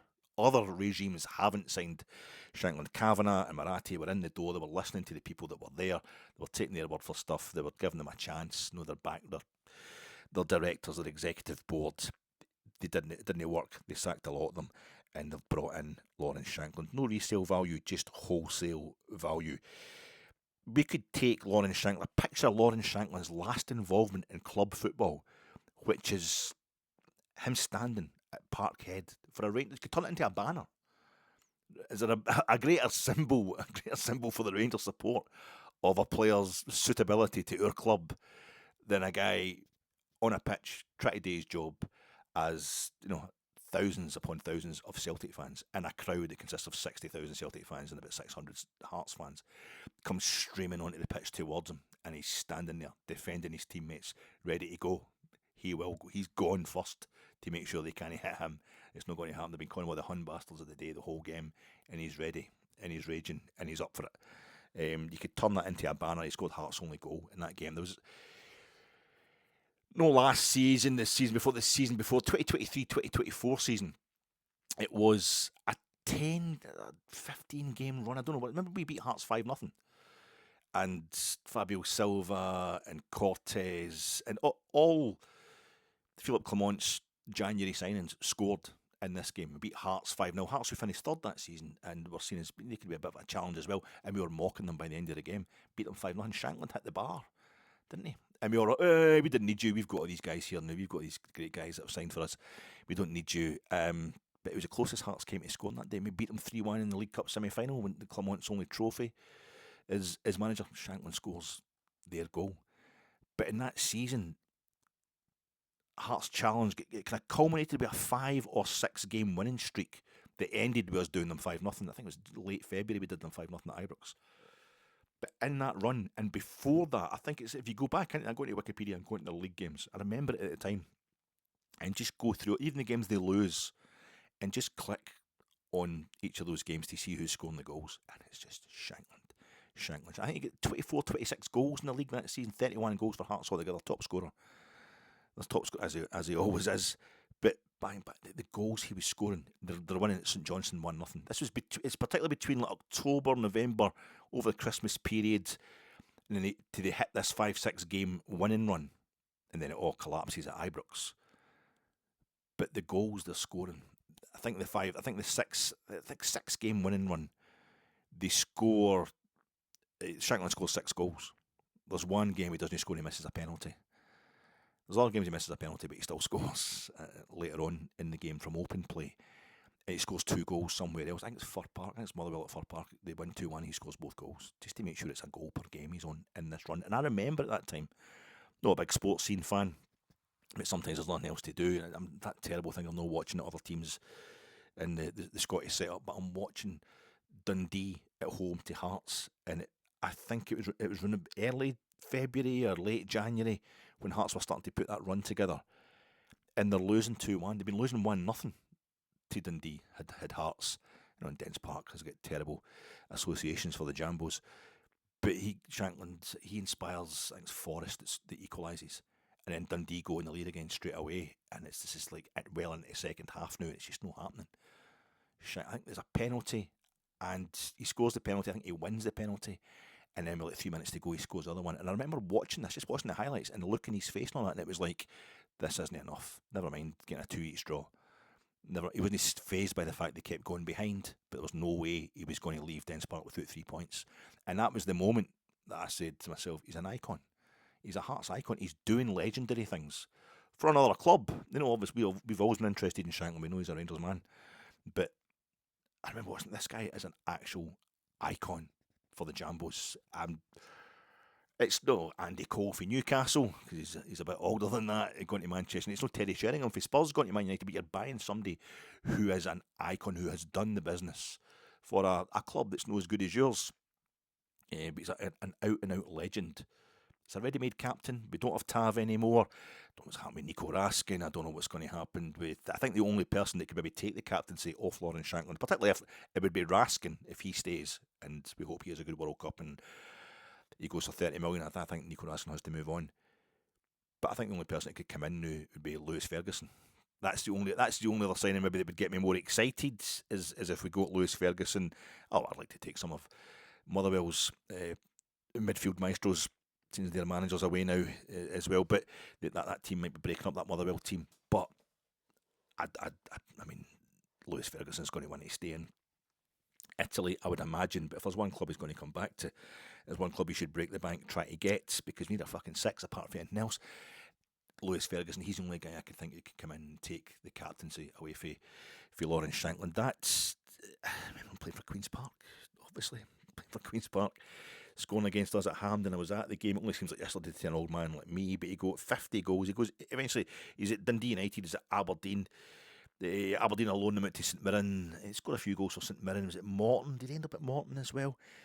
But he certainly goes to Ayr United and he gets like 50 goals in 60. This is league games. It's lower leagues, but he's got 50 goals in 61 games for St Mirren. Sorry, for Ayr United. Sorry. That's pretty decent. And he goes to Dundee United. Eventually, he gets 31 goals in 59 games. That's a goal every 2 games, more than a goal every 2. This is league. This is in the league for Dundee United.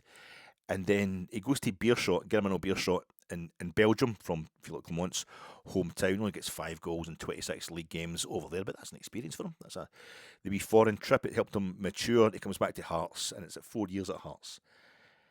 He played 135 league games for Hearts, and he gets 72 goals, over a goal every 2 games for Hearts. I know that's. Sometimes I finish in 7th in the league, sometimes I finish in 3rd, but that's finishing 2nd is an absolute rarity for the Jambos.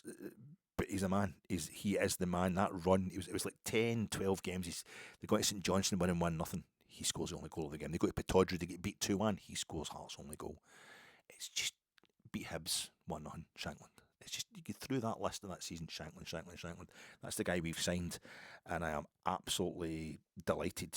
What's going to happen up front, I don't know.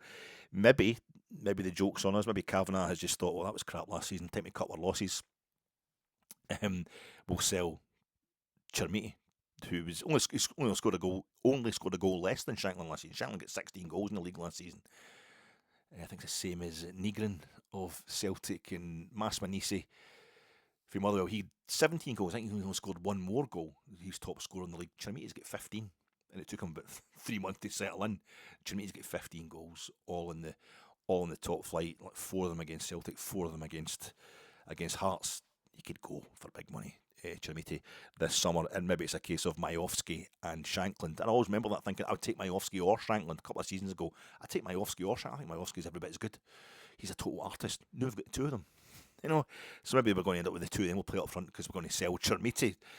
You don't know how it's going to happen, but what's going to happen? It's going to be a long summer, but that is a fantastic way for Rangers to start it, and I'm really pretty happy to see us kind of going, fuck the player trading model. So the following Wednesday, of course, you had the Conference League final, Crystal Palace, the Conference League final. I did a lot of gardening, did a lot of sleeping, did a lot of walking. But I watched Crystal Palace. We're in the Conference League, big Mateta. That's greatest moment. Well, Crystal Palace, it's going to be winning the FA Cup last season, still their greatest moment, I would imagine. European trophies don't mean the same to the English. But that Leipzig, they won it in Leipzig. So RB Leipzig, the name Leipzig probably means as much to a lot of Crystal Palace fans as it means to ourselves, albeit we on a bigger competition. That was really enjoyable to watch. The Mateta goal and the celebration. See the bit where he catches his famous celebration where he jumps up and kicks the corner flag that I've seen even Rangers players mimicking this season. But see what all the Crystal Palace players did it at the same time behind him, the way the cameras caught that. That was iconic. We're talking about icons here. That was absolutely iconic. The Conference League, that's 5 years now. There's been 5 different winners of the Conference League. We've had it for 5 full seasons now. It was brought in as a tertiary European competition. A lot of folk think it's a replacement for the Cup Winners' Cup. It's not a replacement, it's a complete alternative. The Cup Winners' Cup was never firmly the third tournament. It kind of rotated with the UEFA Cup as being the one that was second or third after the European Cup. Back up until 1999 when the Cup Winners' Cup stopped being played for, stopped existing. But there's a lot of similarities. I mean, you can't retain the Conference League because the new setup is that you can't get relegated from the Europa League. If you win the Conference League, you go into the group stage and you can't get relegated from the group stages into... but it hasn't been retained. The Conference League hasn't been retained, and the Cup Winners' Cup was never retained. 8 different times that the champions of the Cup Winners' Cup lost the following season's final. It was harder because a lot of times they were going on to play in a different competition the following season. And the European Cup, it was less likely to happen, but it's still quite a thing when 8 times the winners of a trophy get to the final the following season and can't retain it. Also, you had a Madrid team reaching the final for the first time. I'm talking the first 5 years of the Cup Winners' Cup versus the first 5 years of the Conference League. Rayo Vallecano, that's the first time they've got to a European final. Atletico Madrid, they got to 2 finals, 62 and 63, won one, lost one. But in the first 5 years of the Cup Winners' Cup, they got to their first European, that was their first European finals. And Atletico Madrid now 3 Champions League finals and 3 European Cups / Champions League finals, and they've 3 times they've won the UEFA Cup / Europa League. So that was 2 times. They reached 3 Cup Winners' Cup finals as well altogether. Atletico Madrid lost the 86 final. Anyway, you're getting distracted. The point here is the first 5 years. And you get Fiorentina getting to 2 successive finals. Fiorentina lost the 2023 Conference League final to West Ham and the 2024 Conference League final to Olympiacos. Fiorentina won the first Cup Cup final against us, then lost the following season's final to Atletico Madrid. First game was at Hampden, went to replay. Olympiacos, first team from Greece ever to win a European trophy when they won the Conference League in its first 5 years. Tottenham Hotspur, the first team for England ever to win a European trophy when they won the Cup in its first 5 years. That was the first time an English team had won it. So there you go. That's a lot of coincidence between. That's the guru stuff. That's why you're going to send me money. Last Friday, well, just about lunchtime, I saw John McGinn. I've told you many a story about Herschel Street, the hell that is Herschel Street. It takes me when I'm walking along Great Western Road and walking up to Anniesland's, Morrison's, well, just Anniesland Cross, the Herschel Street, and right at the bottom of it, they've opened a cafe. Is it called Mr. Cooper? Beautiful looking place, all white. You know, if I could afford it, if you'd send me more money, if you'd buy a few of these Bovril cups off me, I could maybe take my wife there once to make up for her taking to that caravan. And the caravan I went to, so that was the thing. The caravan I went to in 1976 was Whitley Bay, which is on the it's part of the. I tell you that it's part of the same company, Parkdean Resorts. Now the same caravan part, but I missed I saw John McGinn. I'm just walking along. It's a funny thing when you see somebody really famous out of context, and yet he was totally in his context. He's with his mum, and I tell my wife this, and she looked up, and apparently I think it'd been a hospice or something. He'd been helping his mum open a hospice that day, and it's funny how footballers can make you feel kind of simultaneously overawed and over familiar. Oh my God, that's John McGinn, because it's like 8 days earlier he'd lifted the UEFA Cup, or the Europa League UEFA Cup trophy. He's the captain of a European trophy winning side, the first Scottish captain since Graham Souness in 1984, lifting that European Cup in Rome for Liverpool. This is John McGinn. It's a legend. It doesn't matter. So you're kind of like, oh, it's John McGinn, but also I know so much about your career. I'm watching the telly all the time, seeing you scoring the goals against Nottingham Forest when you absolutely blew them away in that semi-final, and I'd watched them blowing away Freiburg in the Europa League final, and you just feel, but at the same time, what the stuff you're doing is amazing, but I feel like just coming up and talking to you, I would never do that because I don't want to annoy these guys, especially when they're with their mum and all that. And I'm thinking, is it John McGinn? I've just got fit in the brain, and anybody with a bit of a beard and all that, and he was wearing kind of green shorts and kind of pale greenish, kind of limey coloured t-shirt, and that in the back of my mind, the Hibs thing is from a Celtic family, having played for Hibs, and that's probably helped me. Maybe I'm imagining this, but I just kept on my way up to Morrison's and that after having got up and that, and it makes you feel like an old age pensioner and a Wayne at the same time as well. You know, oh son, listen, you get 2 goals for Scotland against Curacao, that's your level with Laurie Riley, and you played for Hibs as well. That's your level with Laurie Riley. You get a hat trick. Against Curacao, and that's you. You'll be clear in 4th place outright in the all-time scoring list for Scotland. That's absolutely amazing. Do you know that you've won? You lifted the Europa League for Hibs, and I saw you scoring for Hibs against Rangers at Ibrox. You beat us, you bugger. You know, but the very first game I ever went to, the first Rangers game I ever went to back when I was like 7-year-old, was Rangers beating Hibs 2-1, and Des Bremner was playing for that Hibs team that day. I saw Des Bremner, and he went on to win the European Cup with Aston Villa. So he was a Scottish man. I mean, there's Ken McNaught and thing with Alan Evans, 2 other Scottish guys in that European Cup winning team for Villa in 1982. But you're the captain that's lifting that. That's quite amazing. But it makes you feel like a pension, also a Wayne, because you're just like, oh my God, he just lifted the trophy that I'm kind of obsessed with this past. We all are obsessed with as Rangers supporters. That big Europa League trophy. John McGinn gets to lift it, and also it makes you feel kind of simultaneously myopic. I mean, it's for a Celtic family been talking to Stilian Petrov and TNT's kind of pitch side panel after the game about how he'd watched Celtic getting to the 2003 UEFA Cup final when he was a kid, and for him to be lifting that trophy was quite amazing. Obviously, the McGinn's obviously a big Celtic family, but and he played for Hibs as well, which we've had our little fallouts with. So it's kind of, oh my God versus here's your place in Scottish football, son. You know, it's this kind of thing. But also makes you feel a bit myopic, but also makes you feel kind of generously open-minded I'm a Rangers man, John. I'm a Rangers man, John. But you know what you've done, representing Scotland especially.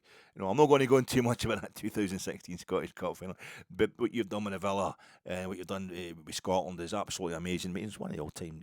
He's getting up there towards Andy Robertson in terms of caps for Scotland as well. And it's kind of like the fact that there's an extra sincerity to any praise you give to somebody who's played for your enemies. You know, in a club sense. It's beyond objective. It's kind of, you know, from a club point of view, it's your praise is kind of hard earned. It's the hardest earned praise you'll get is from opposition fans, especially fans that have got a real enmity with your particular club. I hate the John McGinn song. You've got John McGinn for reasons that are going to do with him. It's for horrible kind of family reasons. It's in-laws and all that. My nephew's from Edinburgh, Hibs support, and his mum and dad and the interest, or the passing interest in Hibs became a whole toxic thing after they beat us in the Scottish Cup final. And suddenly they were really interested in getting my face. But I've been going to watch Rangers for years and never just wanted to talk to them about Hibs. And I'd never go in the. You might not believe me, but he is my wee nephew when he was like fucking. What, he's 6.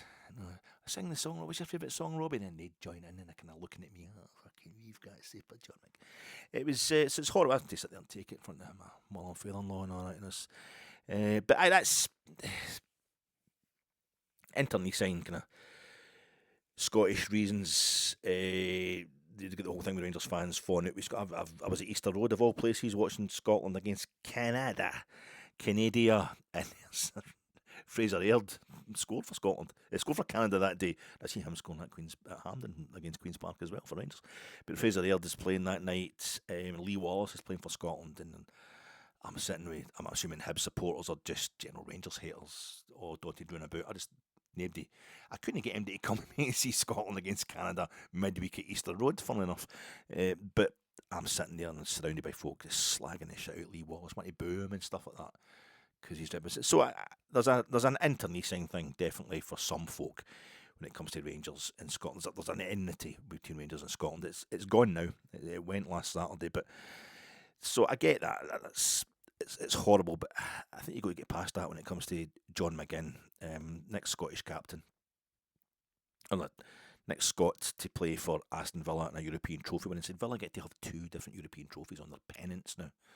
That could have been us. We've not got the big one. We've got the Cup Cup and that same trophy, that UEFA Cup, that Europa League trophy, on all the pennants that get brought out, all the stuff that get put up on your wall and all that. But Rangers, it'd be up in the old Rangers shop, up in the corner there, Tapamafa King Street. Anyway, but Aston Villa get to do that. When I come back, I went up.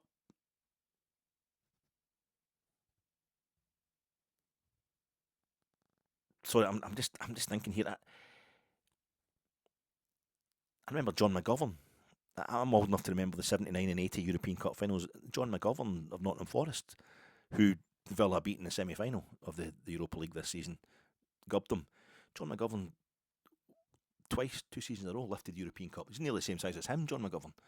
He couldn't get a game for Scotland. When Souness lifted the European Cup for Liverpool in 1984, the season before that, Willie Miller had lifted the European Cup, a European trophy for a Scottish club. Aberdeen winning the Cup Cup the season before that. It does matter to me, Scottish representation. Obviously, I would like it to be Rangers that are winning the European trophies and doing the business in Europe. It's a matter of a great pride to me when we do, but it's a massive thing. That's why I was seeing John McGinn. I'm kind of like, this is all hitting me. He's just across the road.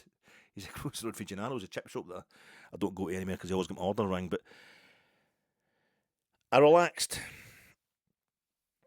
I looked away and I just went up to Morrison's. And when I come back down, I thought, was that John McGinn? Was it actually John McGinn? Does it even matter?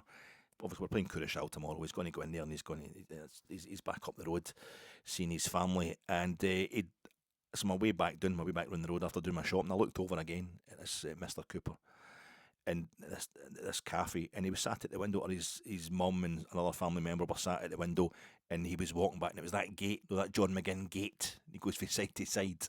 He's walking, that's definitely him, and he's carrying like napkins and all that. He's away getting the spoons and napkins and all that for his family, bringing them down. And I'm thinking, what a nice young man. There's no more perfect kind of segue into the realm of supporting our national team.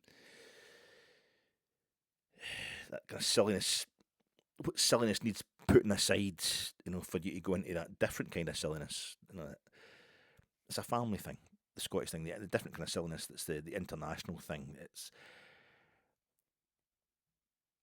Rangers have been feeling a wee bit, I don't know, excluded recently in a lot of. A bit of a huff, and it's taken an American millionaire to stop it. It's excluded from the Tartan Army. I've never remembered the Tartan Army. There's so many other fans of other clubs who are not members of the Tartan Army. We're just Scotland supporters. We're into that do a deer shite and we're on the kilt and all that. But I think it's taken an American really to get us back into that, an American ownership to get us back into that feeling of the water's pissing oil the flare. The water's pissing oil the flare. We're going to the States, we're going to Mexico, we're going to Canada. First time in 28 years, we're back at the kind of heart of the family, back at the heart of the Cayley. Scotland, yeah, but Rangers as well, because of what happened the next day at Hampden. Last Saturday I saw him at Hampden. I saw it last Friday. I saw John McGinn going into a cafe, and the next day he wasn't even in the squad. He wasn't even the match day squad for the game. He came out at the end for the lap of honour in his tracksuit and all that, as did Lewis Ferguson. I think Scott McTominay probably there as well. But they were a long, hard club season. These guys winning stuff, contesting for stuff right up to the end. So they weren't going to be playing in this game, but. Who did play in this game made quite a difference, but that's to miss out Friday night, the VAR show, isn't it? That's to miss out what happened on Friday night. I didn't see the VAR show in the Friday nights. But I caught just some of the kind of fallout online from it. And it seemed quite interesting. Apparently folk don't always agree with referees, and Rangers fans and Celtic fans don't agree on anything, so it was difficult to work out what actually going on. I eventually got around to watching the first 4 or 5 incidents on Monday, and the one thing is, it's a fascinating show, the VAR show, the VAR review show, the refs review show, whatever it is. Willie Collum talking to the fella for Radio Clyde. It's really intensely interesting. It's better than the game sometimes, actually hearing about the rules and hearing about why referees have made these decisions. A lot of the time you're thinking, most of the time you're thinking, yeah, that's quite educational. I've not got a clue what's going on, and yet I'm so quick to judge. And of course, everybody else is just thinking, no, the referee doesn't agree with me. I disagree with it. It's a fascinating show. I disagreed with the decisions that went against Rangers. The 2 decisions that were shown. The one, Celtic's penalty, 25th minute injury time penalty against Motherwell at Fir Park. I always thought it did look like it hit his hand. It does look. I can see why they think it hit his hand. Why the referees think it hit his hand. The interesting thing was the comms. Our game at Parkhead and Celtic's game at Fir Park. The comms kept cutting out. That's something. This is Ian Maxwell, the CEO of the SFA, is getting all defensive on the pitch side at Hampden. His wee presser, obviously hiding behind the fact that death threats had been made to John Beaton. That has to be talked about. That's out of order. That shouldn't happen. But he's out there using that as a way of just kind of blaming anybody who criticises the referees, kind of hiding behind that slightly. He did not. In fairness, Maxwell did say, look, valid discussion and criticism of the refs is fine, but when it gets to be death threats for refs and doxing them, that is absolutely on it. It's terrible. Of course, it's terrible. It's fucking horrible. And us also going about as Rangers supporters giving it, that's what fucking happened after Rangers beat Celtic for the first time in however many years it was in the league. Straight away, John Beaton was a cheat and all that, and it was a Masonic conspiracy, and he got to death threats for Celtic fans. But it doesn't matter, we're just all football fans. It doesn't matter who's doing the death threat. It's wrong.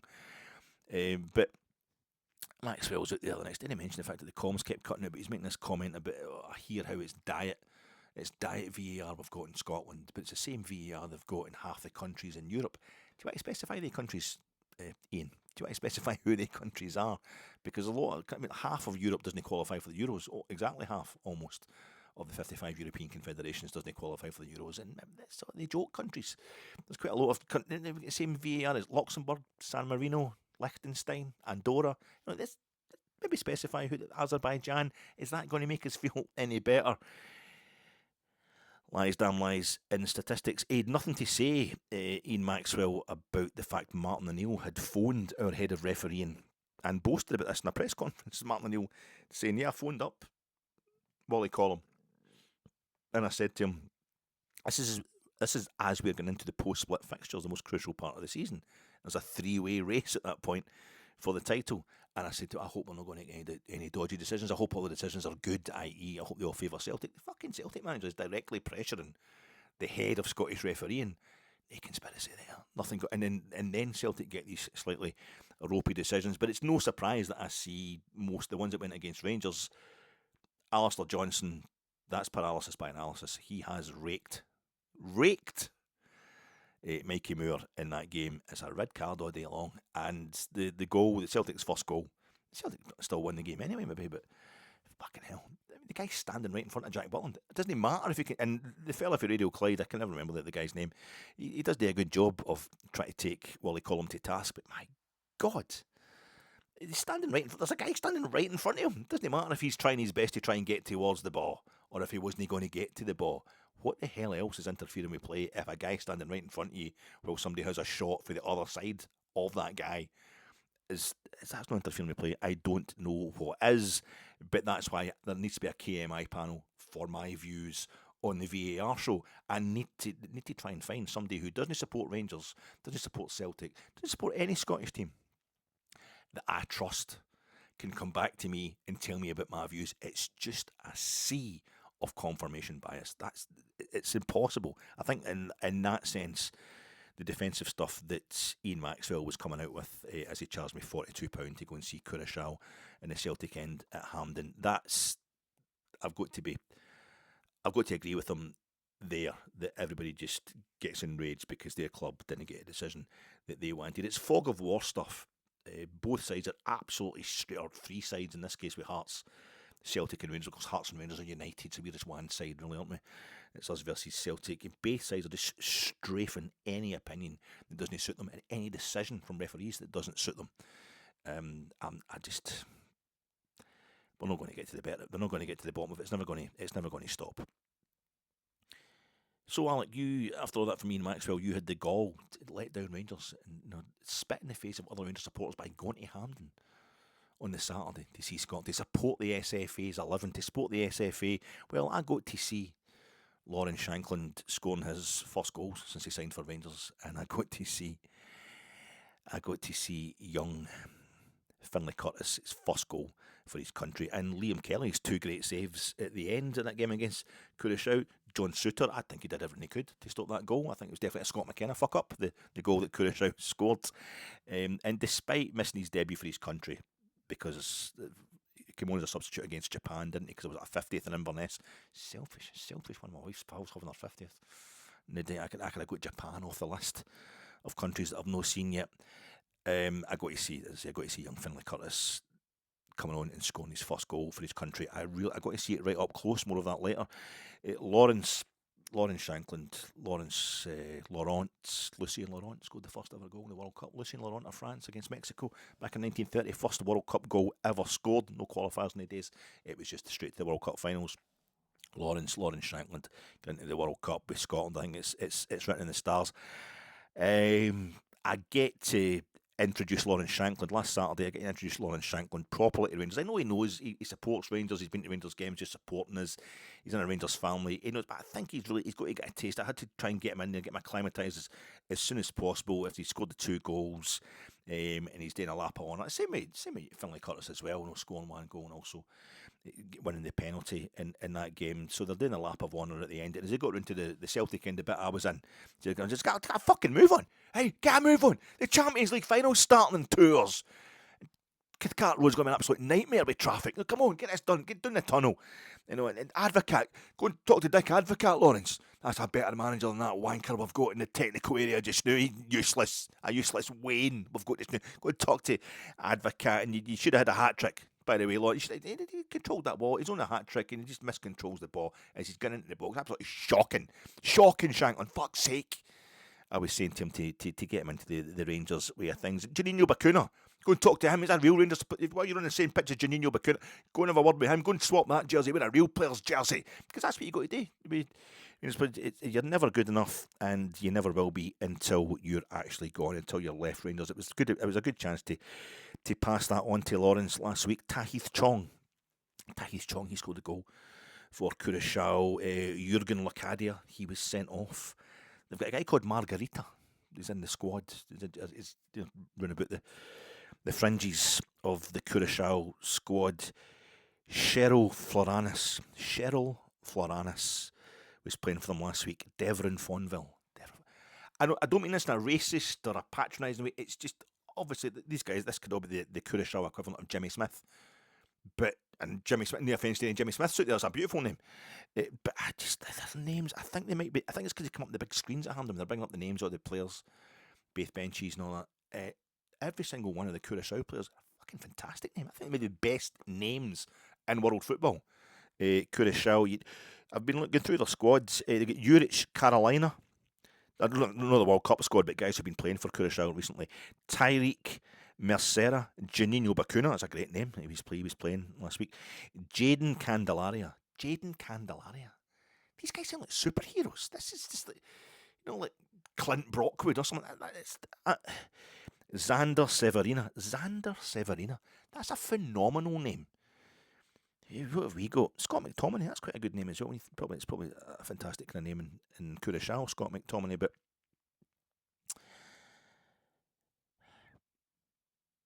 the first time I saw Lawrence Shankland scoring in the flesh was at Hampden against Rangers for Queen's Park, as we say, and it's the same season when Andy Robertson is...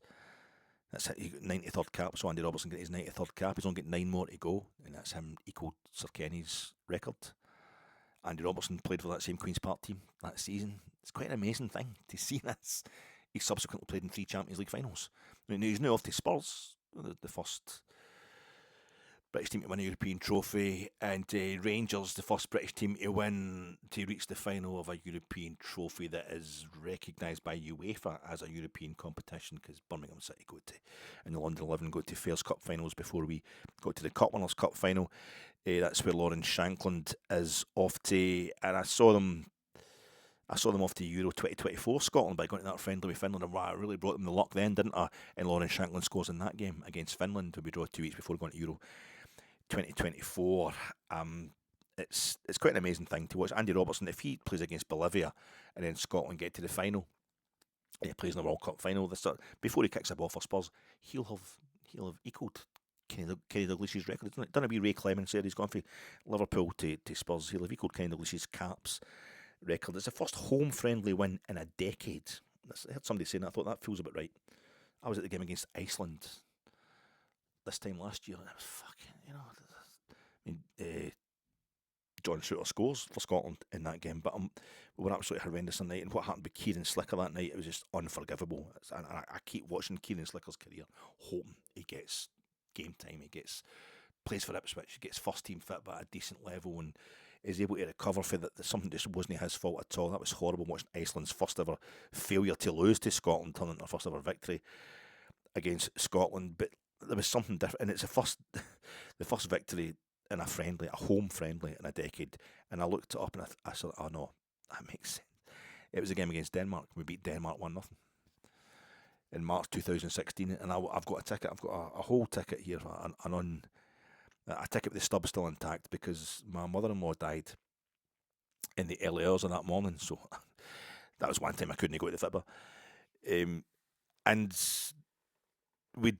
I'd spoke to her the last time I spoke to her. Scotland played 2 friendlies in 4 days. Gordon Strachan was the manager, and we won away at the Czech Republic as well. We beat the Czech Republic in Prague and the Wednesday night or whatever it was. I can't remember when we played them. And my mother-in-law phoned. My wife was doing parents' night at the school. My mother phoned to talk to her, and I'm like, she'll be in later on, Jean. She said, what are you up to? I said, I'm actually watching Scotland winning again. My twos are we're laughing. She said, you don't say it. I said, no, I'm not joking you, but we're actually winning. We're beating the Czech Republic, because, Scotland are the Scotland international team. A byword for so long for failure, but it was the last time I spoke to my mother-in-law. My mum, my wife got to phone her when she come back in. It wasn't, but that was it. I didn't go to Denmark again because she passed away really suddenly. Just the day that game was, early in the morning, the day that game was getting played. So I thought, fuck's sake, this is just been 10 years of Scotland no winning a home friendly, almost in tribute. But it was nicer last Saturday. There was something really nice about last Saturday, and I think it starts with the Archibald Primrose, the primrose in pink, the roseberry colours. Archibald's Primrose, the 5th Earl of Rosebery, as he was Prime Minister of Scotland, Prime Minister of Britain, leader of the Liberal Party. He was Prime Minister from 1894 to 1895. Not a great Prime Minister. One of the guys that came in, he took over as Prime Minister while the party was in power. Bad Prime Minister, bad Foreign Secretary. Before that, he was essentially a kind of millionaire playboy. Really famous Archibald Primrose, because this is the Rosebery colours. He was honorary president. We're talking the Victorian times here, 1894, 1895. He was Prime Minister of UK, and he was honorary president of Hearts and honorary president of the SFA. That's why Hearts in Scotland over the years occasionally will have the Primrose, the Rosebery colours, which are his racing colours. He was a big sportsman. He had 3 ambitions in life. One was to be Prime Minister, one was to marry a millionairess, the other one was to win the Derby, and he did a lot of them. He did a lot, and his racing colours were Primrose, his name, that Primrose yellow and pink, And I know the associations with associations, whatever. It's Pride Month, so why not? But he married the sole heiress of the Rothschild fortune. I don't know if his ambition was to marry a millionairess or become a millionaire, but he did both anyway, via the same one. And he loved the woman deeply, and she died young as well. But so it was absolute personal fortune he had. But the rumour is he was gay. He was bisexual, if not actually gay. And he is supposed to have had an affair with the brother of Alfred Lord Douglas. So the Marquis of Queensberry, the father of Alfred Lord Douglas, who his affair with Oscar Wilde, that's what got Oscar Wilde put in jail back in the day. And the Marquis of Queensberry, the dad to both these guys, was the guy who invents the Queensberry rules. Quite a macho fella, maybe too much to prove, but he was up for publicly flogging the two of them. Had to get held back by his mates for following Archibald Primrose to somewhere. I'm just getting this off Wikipedia, but I've read it a few times. Somewhere in Germany was going to publicly flog him. I think. It was a riding whip. He's going to get a riding crop, and just beat him, like to take things into his own hands. Not a Nigel Farage type. Nigel Farage just gets everybody else to do it for him. But he's a bit of a scumbag, a bit of a head case, and he was making life hell. But they reckon he might have killed himself. Alfred Lord Douglas, it was a hunting accident. His brother, but he was supposed to be the love of the life, the love of his life, Archibald Primrose's, and it's. I just mentioned this because it was a sea of pink, with Curacao wearing their away kit, because their home kit is dark blue, same as Scotland. They were wearing, it was a kind of primrose yellow with lovely pink and red and kind of multicoloured Adidas stripes, almost looking like epaulets. And it was a sea. There was like 44,000 in the crowd last week, and it was a sea of pink, salmon pink. This new away kit Scotland have got, which is, we keep reprising this, the new version of the Archibald's Primrose colours, the Lord Rosebery colours, and with the yellow of Curacao in Scotland and the pink, it's the whole game was the Rosebery colours. And the stands, I've never seen an away kit taken off like this, and our supporters, like going to one of the Rangers games, were wearing an orange kit, and the whole ground is a sea of a colour that isn't represented on the pitch, because Scotland are wearing their home kit, but it's the pink of the Rosebery colours, and it's like a sea of pink. Oh, it should be a freshwater river of pink, a Pitlochry salmon ladder of pink. Crossgate's Primrose, the non-league team, the juniors team. That's where Willie Cunningham, eventually of Preston North End, that's where he started his career. The guy who was captain of Scotland in their first ever World Cup match, their first ever World Cup finals match, when they played Austria in the 1954 finals. That's quite a thing. But it was beautiful, just a sea of pink, and then the Curacao players wearing the kind of primrose yellow. It was lovely. It was almost like it was saying, here's summer, summer has started, and it's a World Cup. And I suddenly, during the national anthem, I got a bit choked up. I don't really like, Flower of Scotland, it's too maudlin and what have you, but the second verse, when we went a cappella, I'm like, I had no idea, no hint that I was going to get that emotional. Just started crying a wee bit. And I think I was just suddenly feeling the total pride. I've been going to these games, a couple of Scotland games at least a season for 40 years, basically 40 odd years, and the last 3 decades nearly, there's been no World Cups, and I think suddenly to be there, and just a nice atmosphere as well. It was beautiful. It was a lovely thing. And I think what also happened was Lawrence Shankland, when his name get read out, when the teams were getting read out, the place went crazy. I think there might be a few residual boos from your bitter fans of other clubs. But the place went absolutely crazy. And that's something that's bothered me more than I obviously realised for years.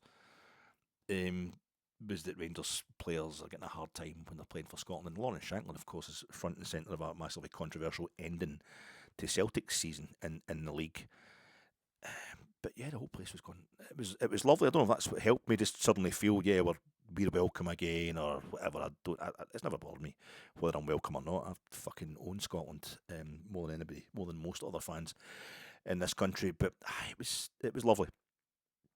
Really choked up. And then to see, I don't know, so what about Lord Rosebery? Why did he know? So he said he wanted to become a millionaire. He got that. He wanted to win the Derby. He won the Derby. His horse won the Derby in the Rosebery colours. And he wanted to be Prime Minister. He got that as well. Why did he not just say he wanted Hearts? If he's honorary president of Hearts in Scotland, well, I want Scotland to win the World Cup and I want Hearts to win the league. Because they had. Hearts won the league in 1894-95, the year that he was Prime Minister, almost the season he was Prime Minister of Britain. The Jambos are winning the league. And they won it again in 1897. And they won the Scottish Cup a couple of times as well in the 1890s. Rangers were doing well in the 1890s as well, but the Jambos were the team. And Scotty died in 1929, Archibald Primrose. And the Scotland were wearing they wear his colours because he was honorary president of the SFA, and this was his racing colours. Days of great deference, but it's lasted. It's been a kind of gimmick. And it went wrong when the women's team qualified for the World Cup and are wearing pink as an away kit, and the whole world's thinking, how backward are they in Scotland? Women have got to wear pink, It's just like, I have to explain to them, the men have been wearing it for years. It's for colours. But Scotland, he died in 1929, Archibald Primrose, and that was the year after Scotland had beat England 5-1 at Wembley, and the year before the first World Cup, and which Scotland weren't going to even try to qualify for. None of the UK national teams were going to try and qualify for because we didn't even join FIFA. We refused. We're not joining FIFA, Mr. Rimet, Monsieur Rimet, because whoever wins the home internationals is the best team in the world, de facto the best team in the world. So we were the best team in the world.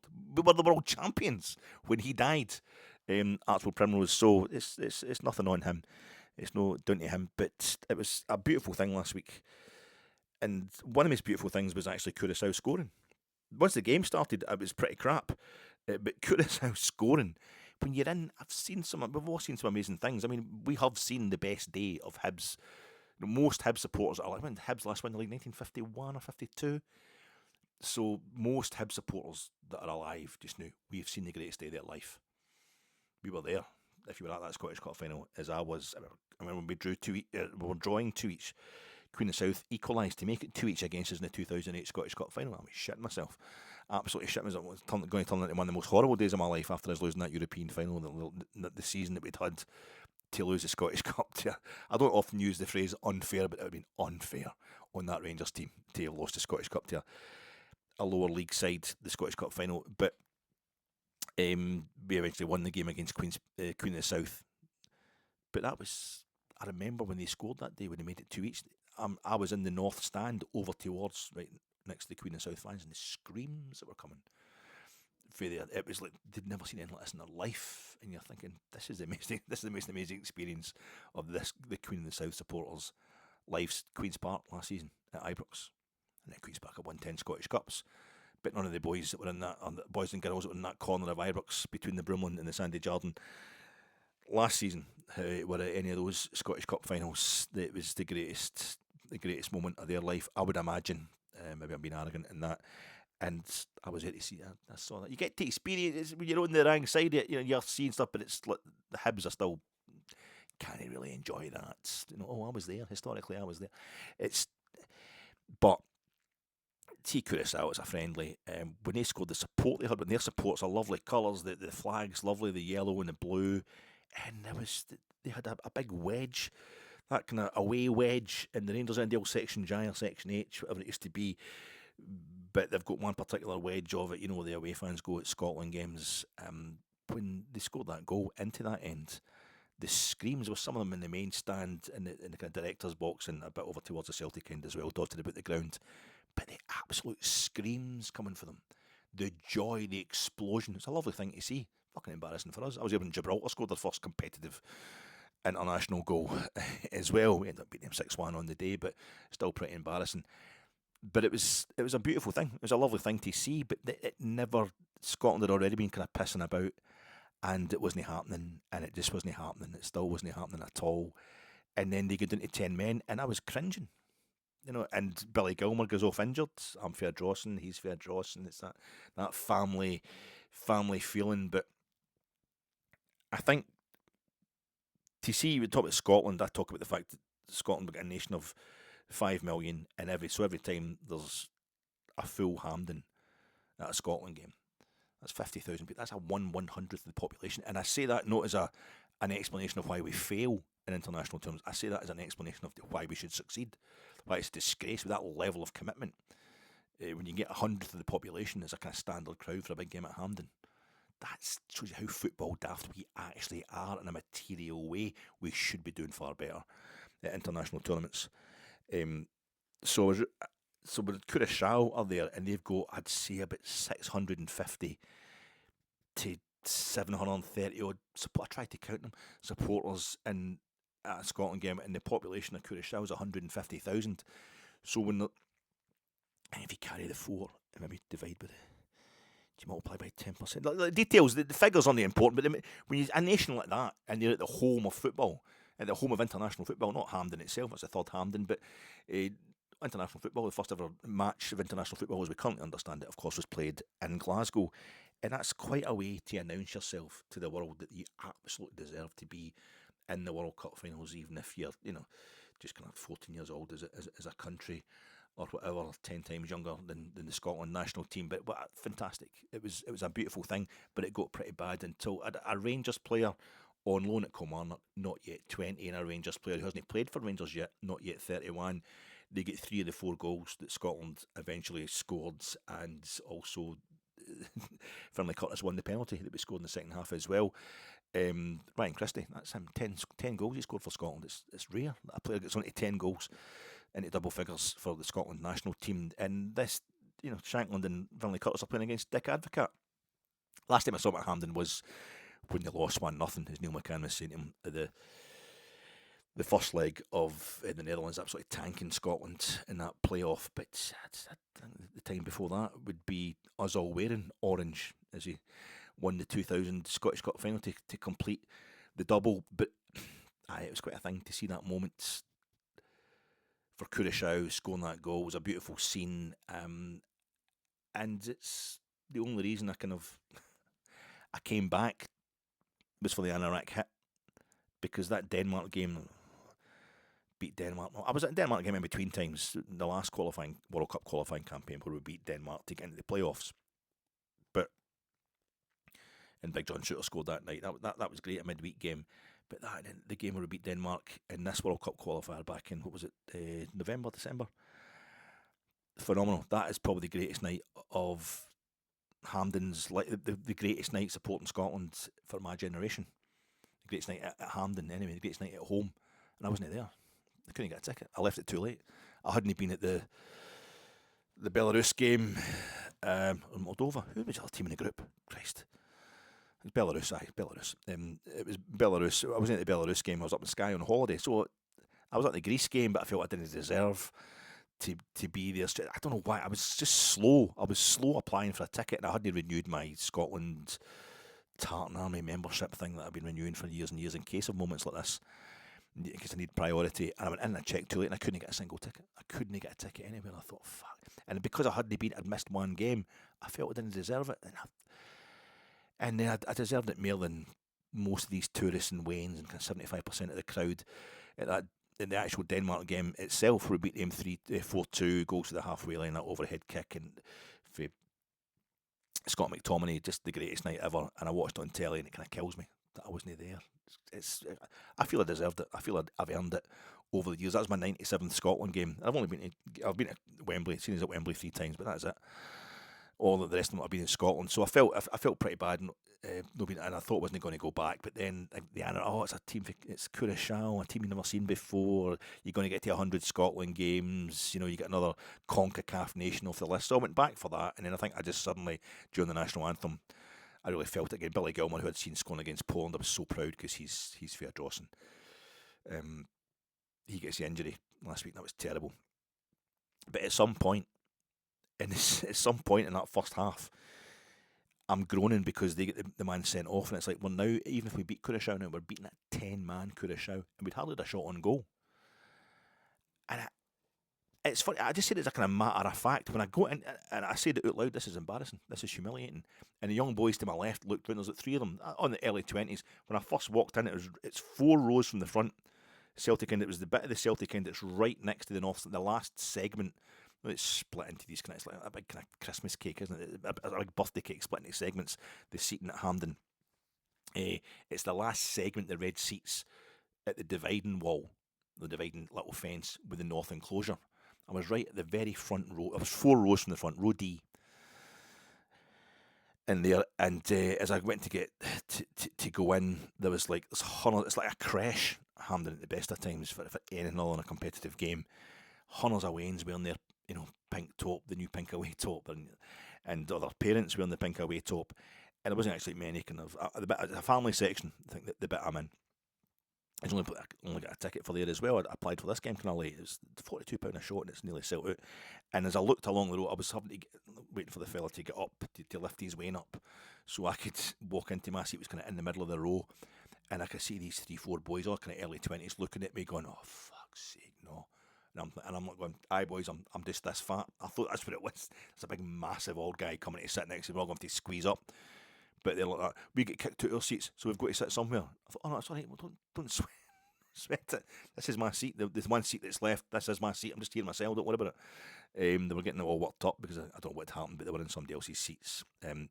So they're worried about that. But I think they're also worried about me being. But they carried on about me being so fat. But they carried on and just they were enjoying the game. They were like, "Come on, Scotland!" And I don't know if I just became that old guy without even really meaning to. It was about 30 minutes in. I thought, this is fucking embarrassing, Scotland. I think it's folk cheering on Scotland as well was actually making it worse for me. I'm a bit super positive, but I couldn't help myself. I'm so used to Scotland. I was at that Finland friendly 2 years ago. We drew 2 each, and Craig Gordon was having a nightmare, and it's a goalkeeper. It's always the goalkeepers.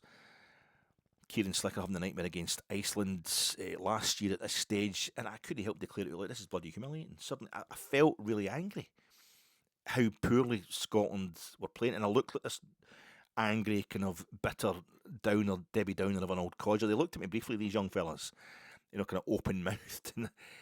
In the second half, I moved round. I moved diametrically opposite bit, the bit of the Celtic end, the little wedge of the Celtic end that's right over the tunnel, the big bus tunnel, as it joins onto the main stand.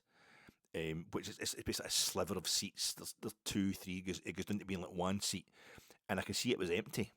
And I thought, and it was I can get down there, I can be right up the back and get a much better view of the second half. So at half time, I just walked right round there. But I think these boys probably thought that I'd left because Finlay Curtis had equalised by that point, and I just wanted to be miserable. I was one of the folk. If you get folk to come along to the I just want to moan. And when it starts going their way, they start working out for their team. They're like, "Oh my way," because they want to be in a huff about something else. I just left to go and get a better view. But it was quite. So when Finlay Curtis comes on as a substitute and he scores within about 3 minutes of coming on the park, I'm on the telly. I watched it back, and you can see me because I wore a white kind of polo shirt, a triple XL Marks and Spencer, or is it Sainsbury's own range? I think it's right cheapo anyway. No, because I wanted to be different. I didn't know how many folk were going to be wearing the new away strip. I don't wear anybody's Fitbit strip these days because it's been an insult to any team the size of me. But it was because I didn't want to die. It's because it's been really warm recently. A lot of rain last week, so I obviously had a black kind of cagoule with me as well. But I had that off. I was carrying it under my arm, stuffed it under my belly basically, because I was so. Just wanted to make sure I wasn't going to get absolutely roasted to death, and the sun was getting in. When it came out, the sun was getting into the bit of the Celtic end I was sitting in. I don't do well in the sun, so I've got this white to repel the sun, to get the collar up and what have you. But I'm just this massive kind of side of gammon that's sitting there. So when Finlay Curtis gets the ball and gets a lovely ball for Kenny McLean, turns and slots it away into the far corner like he's been doing all season for everybody he's played for this season. I don't know what it was. I don't know if it's because I was feeling a bit guilty at being a bit miserable, but it actually took me a wee while to realise it was Finlay Curtis that had scored. It was only when he was running towards me and jumping up and celebrating, but you can see me on the if you look hard enough, row D, I think it's seat 6 or something like in that section of the Celtic end, right next to the the bit where it becomes the north stand. You can see this big guy in white, this big like albino beluga whale looking cunt, just getting up really in installments. It's almost like the opposite. I'm trying to demonstrate the opposite speed to which with Finlay Curtis has transformed the game and spun and put the ball in the back of the net. I'm like, all right. Everybody else just jumps up, way, and I'm kind of like, all right, because I don't want to drop my cagoule either. So I'm a raincoat, whatever you want to call it. So I'm getting up really slow because I'm massively fat and massively, and then I leave. You can see me on it's like Finlay Curtis' first goal for Scotland is spoiled by the sight of me being as fat, unfit, and miserable as I wasn't actually feeling. I wasn't feeling that way. It was just, I don't know, I just got into a moment of thinking about everything Scotland had been, all the humiliations they'd put us through, or the annoyances they'd put us through, and here it was, we're down to Curacao, we're down to 10 men, so even if we beat them, you're beating a minnow nation because of a man sent off, Billy Gilmour's, he's injured, and he's no, of course it was as bad as we thought, and he's not going to go to the World Cup. But maybe we can nick in there and sign him as well this summer, Mr. Kavanagh. But it was weird. I was like the ghost. I got up and I leave, and I don't appear for the second half. I'm in another part of the ground. It's like I've left. Like I look like it's like a side of gammon wearing a white t-shirt. You can't make my face out, but it's just clearly me. And then I left at half time and walked around the other side of the park in a perfectly good mood. But I looked like the ghost of all Scotland's humiliations and the ghost of Rangers supporters not being welcome, which was never a thing, really. It was just something that bitter fans of other clubs were hoping for, and bitter Rangers fans have been hoping that Rangers fans don't go to watch Scotland as well. That was it. It was over. It wasn't happening anymore. It disappeared at half time. Lawrence Shankland in the second half, it's a fantastic, it didn't work perfectly, but you can tell it'd been pre-worked, and it's a first-time finish. A first-time finish when he makes it 2-1 to Scotland. A cracking ball in from, was it Ryan Christie that put the ball in? Was it Kenny McLean? The combination of the two of them. The ball goes in and he just moves on to it and slots it away like just a sensational finisher. Hits it first time, like the goal he scored against us at Tynecastle last time he played against Rangers, Lawrence Shankland, when he scored against Celtic at Park Care, against Rangers at Tynecastle, against Motherwell at Fir Park. Even the Hearts didn't win the league. He's done as much as he possibly can. Lawrence Shankland himself, and then a few minutes later, it's the other side, a fantastic ball from what's his name? Jesus Christ! He plays for Charlton Athletic. Was it Livingston, Queen's Park Rangers? I've been talking too long, folks. This is ridiculous. This is what happens. I don't talk to you for 2 weeks.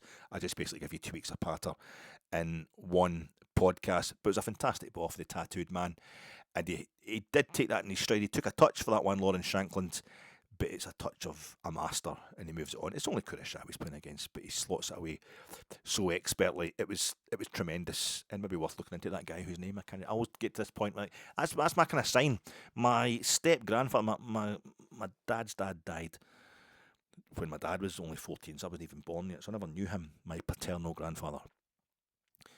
But like 20 odd years later, my gran just into her late 50s, and that she get married again.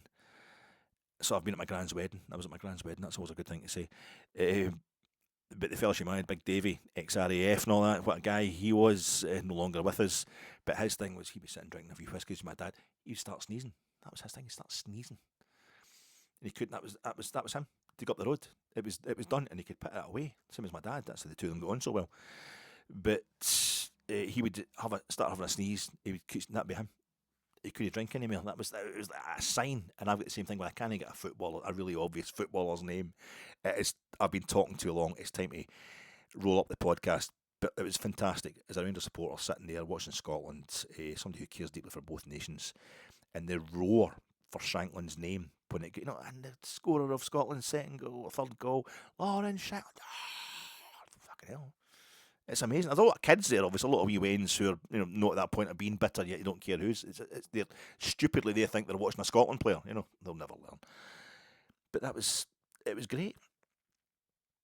So after that, after Hampden, and of course, Finlay Curtis wins a penalty for us and Ryan Christie puts that away for 4-1. But I don't know, maybe it's because Rangers are now one of these supporters who need Scotland games. No, we used to slag other supporters in Scotland, the Tartan Army, Motherwell fans and Aberdeen fans in that way. You don't get any other big games. You don't get to Hampden often. It's the only time you get to be in a big crowd. Ha ha ha. Maybe we've become that because we just can't win any bloody trophies these days. But no, I loved it. So from Hampden, where Ferenc Puskas scored 4 goals, the only man ever to score 4 goals in the final of the European Cup, the Champions League. He did it in the 1960 final. It was time to go and from the sofa watch the Puskas Arena, the same final, the Champions League final. We played at the Puskas Arena in Budapest. I was parked on Albert Drive. I was going to watch Qatar retaining a European trophy the way that Paris Saint-Germain couldn't, and 30 years ago or 29 years ago when they won the 1996 Winners' Cup, but they couldn't retain it in 1997. The eighth and last of the teams not to retain the Cup Winners' Cup after reaching the next season's final. That was parked on Albert Drive, or parked on Albert Drive, the last of the non-posh streets, because all the posh streets around about Hampden, they've got the sticker up for the. Oh, it's fine, you can't park here. No parking here on the match day. It's economic apartheid, and I'm in the ghetto. I parked my motor in the ghetto. We play Brazil again. 5th time we've met Brazil. It will be in the World Cup finals this summer, and here I am in a city that invented international football, leaving the stadium, which was the biggest in the world. It was the biggest in the world, Hampden, until they built the Maracana for a World Cup. They built the Maracana for a World Cup. Brazil just needed a draw to win. By the last match of the Brazil 1950 World Cup, Brazil just needed a draw. It was a semi-final group stage. They took the 4 teams, the semi-final stage, and they put them on a round robin as opposed to playing semi-finals and a final. As everybody knows, and by the time they got to the final match, Brazil just needed to draw with Uruguay to win that World Cup, and they didn't win it, despite taking the lead early in the second half. They couldn't win a World Cup. They actually hosted the first World Cup Scotland ever entered the World Cup we qualified for and refused to go to, because we haven't qualified well enough for our football association's liking. When they won the group, the home international group, even though FIFA were going out their way, just make the home internationals a qualifying group. Well, only if we win it, we'll go. And we finished second, and they wanted to take the top 2 FIFA, but no, we didn't. That's Ian Maxwell kind of reminded me of that kind of mindset. Hasn't completely gone from the SFA, and we went to our first World Cup 4 years later, and neither us nor Brazil won that one either, and both us and Brazil still hadn't won the World Cup, and we both qualified for Sweden 1958 as well. In the second game at our first finals back in 54, we eventually deigned to go to the World Cup finals. Our second game of the 2 games we played at our first ever World Cup 1954 in Switzerland was against Uruguay. The Uruguay team who'd humiliated the hosts in the last game of the previous World Cup in that unofficial final in the Maracana. They scored 2 to turn it around in front of 200,000 fans in that 1950 unofficial final.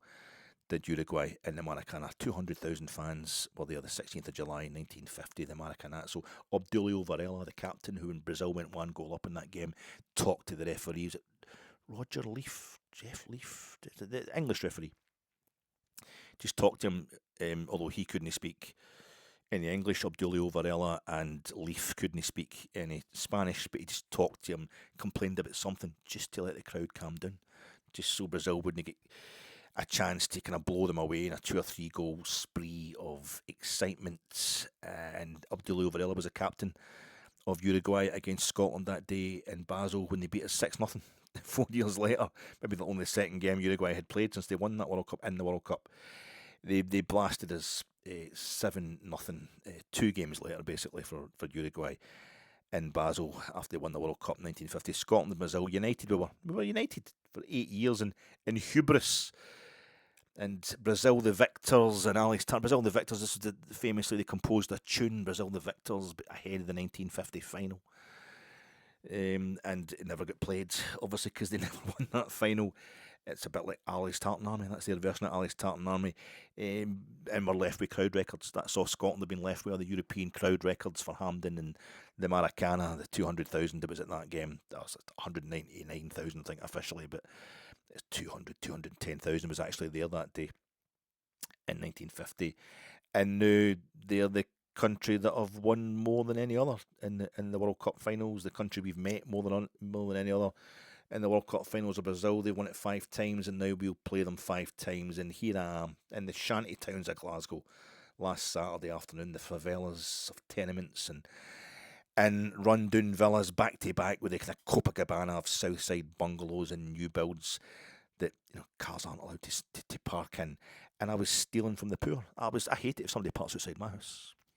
And I was doing it. I sat in the car. I had sandwiches with me. It was a strange kick-off time, 1 o'clock. I'd had my breakfast, but I had my lunch really. So I sat, having my sandwiches. I sat there for a good 10 minutes or so. I went to a good parking spot so I can get away early after the game to go and so I would see the Champions League final in its fullness as well. I sat there waiting for somebody to come out for their house and say no. There was somebody parked in the drive of that house, but I thought maybe they're going to come out. I don't want me parking there, but no, I still felt bad. I was doing it to somebody else. What I wouldn't do, I don't like getting done to me, and I'd stole from the poor.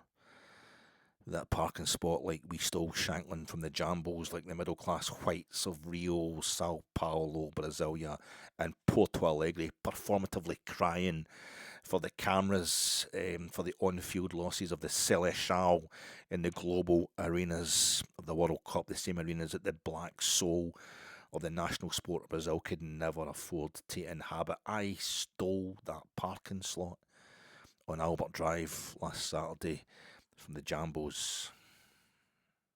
The slot right tight behind Celtic, the hardest slot, the handiest slot I could find, right tight behind Celtic. See, Hearts finished second last season. That's usually where we fit. And from that slot, I got myself home in time to kind of shower and eat and be in that sofa for the Champions League final kicking off. Shankland is in the slot, in the zone, in the groove, and his arrival for club and country seems perfectly timed. And like mine, down to years and years of practice, he's used to. Lawrence Shankland's last season at Hearts was about chasing down Celtic, try to stay away from Celtic, try to finish above Celtic, the main challengers to Celtic in terms of the league title. He's got one side of being a Rangers player, correct. Bad experiences, persistence, Shankland, myself watching Scotland, Shankland playing for Hearts, and finally, when required, a bit of selfish bastardry. Come on, Scotland. Come on, Rangers. And not always in that order. Fuck it, I'll go for 2.5 hours for 2 podcasts in a row. And every other podcast I do for 2026 for the World Cup, I'll just be half an hour. I'll make them all as short as possible now, folks. Because I've asked too much listening to this one. I can't get his name. That's terrible. Lyndon Dykes. Jesus Christ, that's so bad. Kai Havertz. He scored last Saturday. Lyndon Dykes didn't he? He just set one up. But Kai Havertz said, don't listen to all these folk tales. The third player to score for 2 different clubs in the Champions League final. Football was not invented in 1992, even if the Champions League was, even if the English Premiership was, even if the pass-back rule changed. It's Kai Havertz is the 4th man to score for 2 different clubs in that final. European Cup or Champions League. It goes back to 1955-56 season. He's 4th guy to score for 2 different clubs in the final of the Champions League or the European Cup. He's the only one, though, to score for 2 clubs from the same country, and it's not for his country. Velibor Vasovic is the only one. It's the same city. Obviously, he's English, he's German, Kai Havertz, and not only are Chelsea, who he scored for the only goal of the 2021 Champions League final, and Arsenal last week, not only are they both English clubs, but they're both from London. You might have noticed that. But Velibor Vasovic, the very first guy to score for 2 different clubs in this final. He's Serbian, or Yugoslavia as it was at the time. He's Serbian, and it was Partizan Belgrade. He scored for us the first time that he scored. The first time anybody's done this, and the first goal that would become one of 2 scored for 2 different clubs in the European Cup final. It was Velibor Vasovic scoring for Partizan Belgrade in the 66 final against Real Madrid, which they lost 2-1. He then moves to Ajax. He gets a move to Ajax. He ends up scoring, I think it's a penalty for Ajax in the 1969 European Cup final against Milan, which they lost at 4-1 to Milan in the Bernabeu. But so both his teams lost. He scored for 2 different teams in the final European Cup, and they both lost. You get Cristiano Ronaldo, both his teams won. He scored for Manchester United in the 2008 Champions League final, which they won in penalties against Chelsea. And he scored for Real Madrid in the 2016 final from a penalty in extra time, I think. And then he scored for... Oh, no. It was 2014 final. La Decima, he scored in the Stadium of Light in Lisbon. He scores an extra time, a penalty in extra time. He scored a penalty from the penalty spot against Atletico in the shootout in the 2016 final, but didn't score again in the final until 2017 against Juventus in Cardiff for Real Madrid. But Mario Mandzukic, he scored for the Croat. He scored for Bayern when they won the Champions League final against Dortmund at Wembley in 2013, and he scored for Juventus in that losing final to Real Madrid in Cardiff in 2017. He also scored, Mario Mandzukic, for two different countries in the final of the World Cup. He scored the own goal, and he scores for Croatia in the 2018 World Cup final. Kai Havertz, he won one with Chelsea and he lost it with the Arsenal there last week. Two clubs in the same city. He scored in the last game. The two finals that Kai Havertz has scored in were between clubs who have also met in the Winners' Cup semi-finals. Chelsea and Man City met in the 1971 Winners' Cup semi-finals. All British clubs at that point. Chelsea, Man City won it in 1970, the Winners' Cup, then Chelsea 71, then us in 72, then Leeds lost the final in 73 to Milan. But he's also scored in the last game that I attended before lockdown. You as well, probably.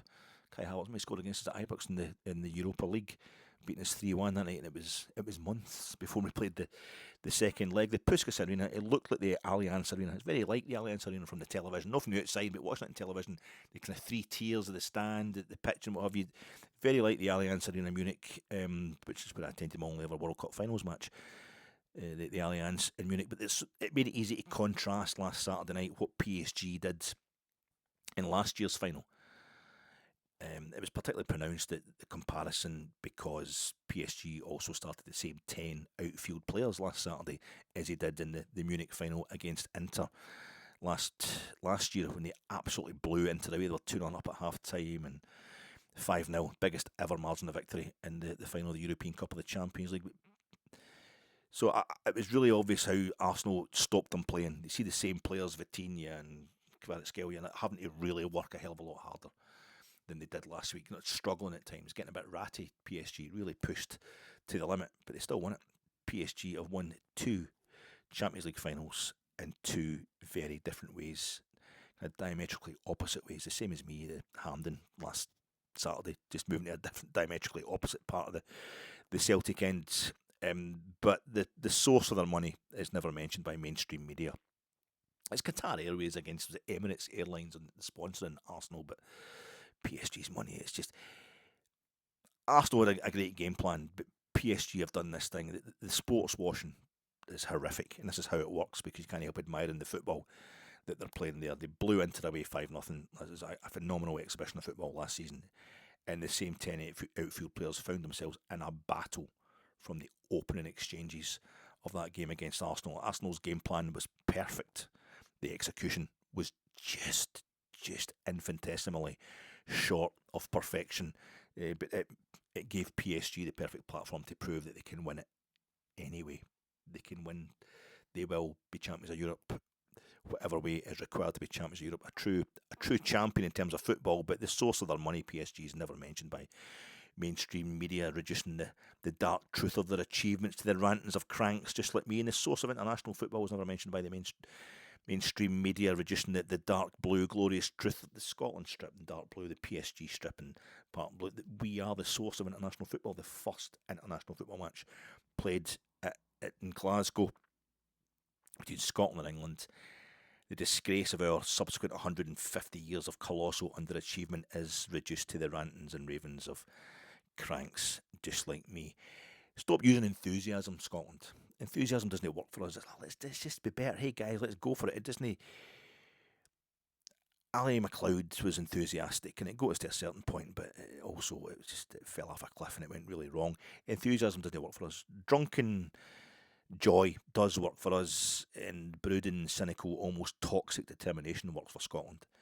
It's in that kind of mix that we find the way to succeed, and that's the mix embodied by Steve Clarke. It'd be insane not to give him another 4 years. A lot of people all the time, and I've given him a 4-year extension to his contract. But apart from anything else, it stops him becoming Celtic manager.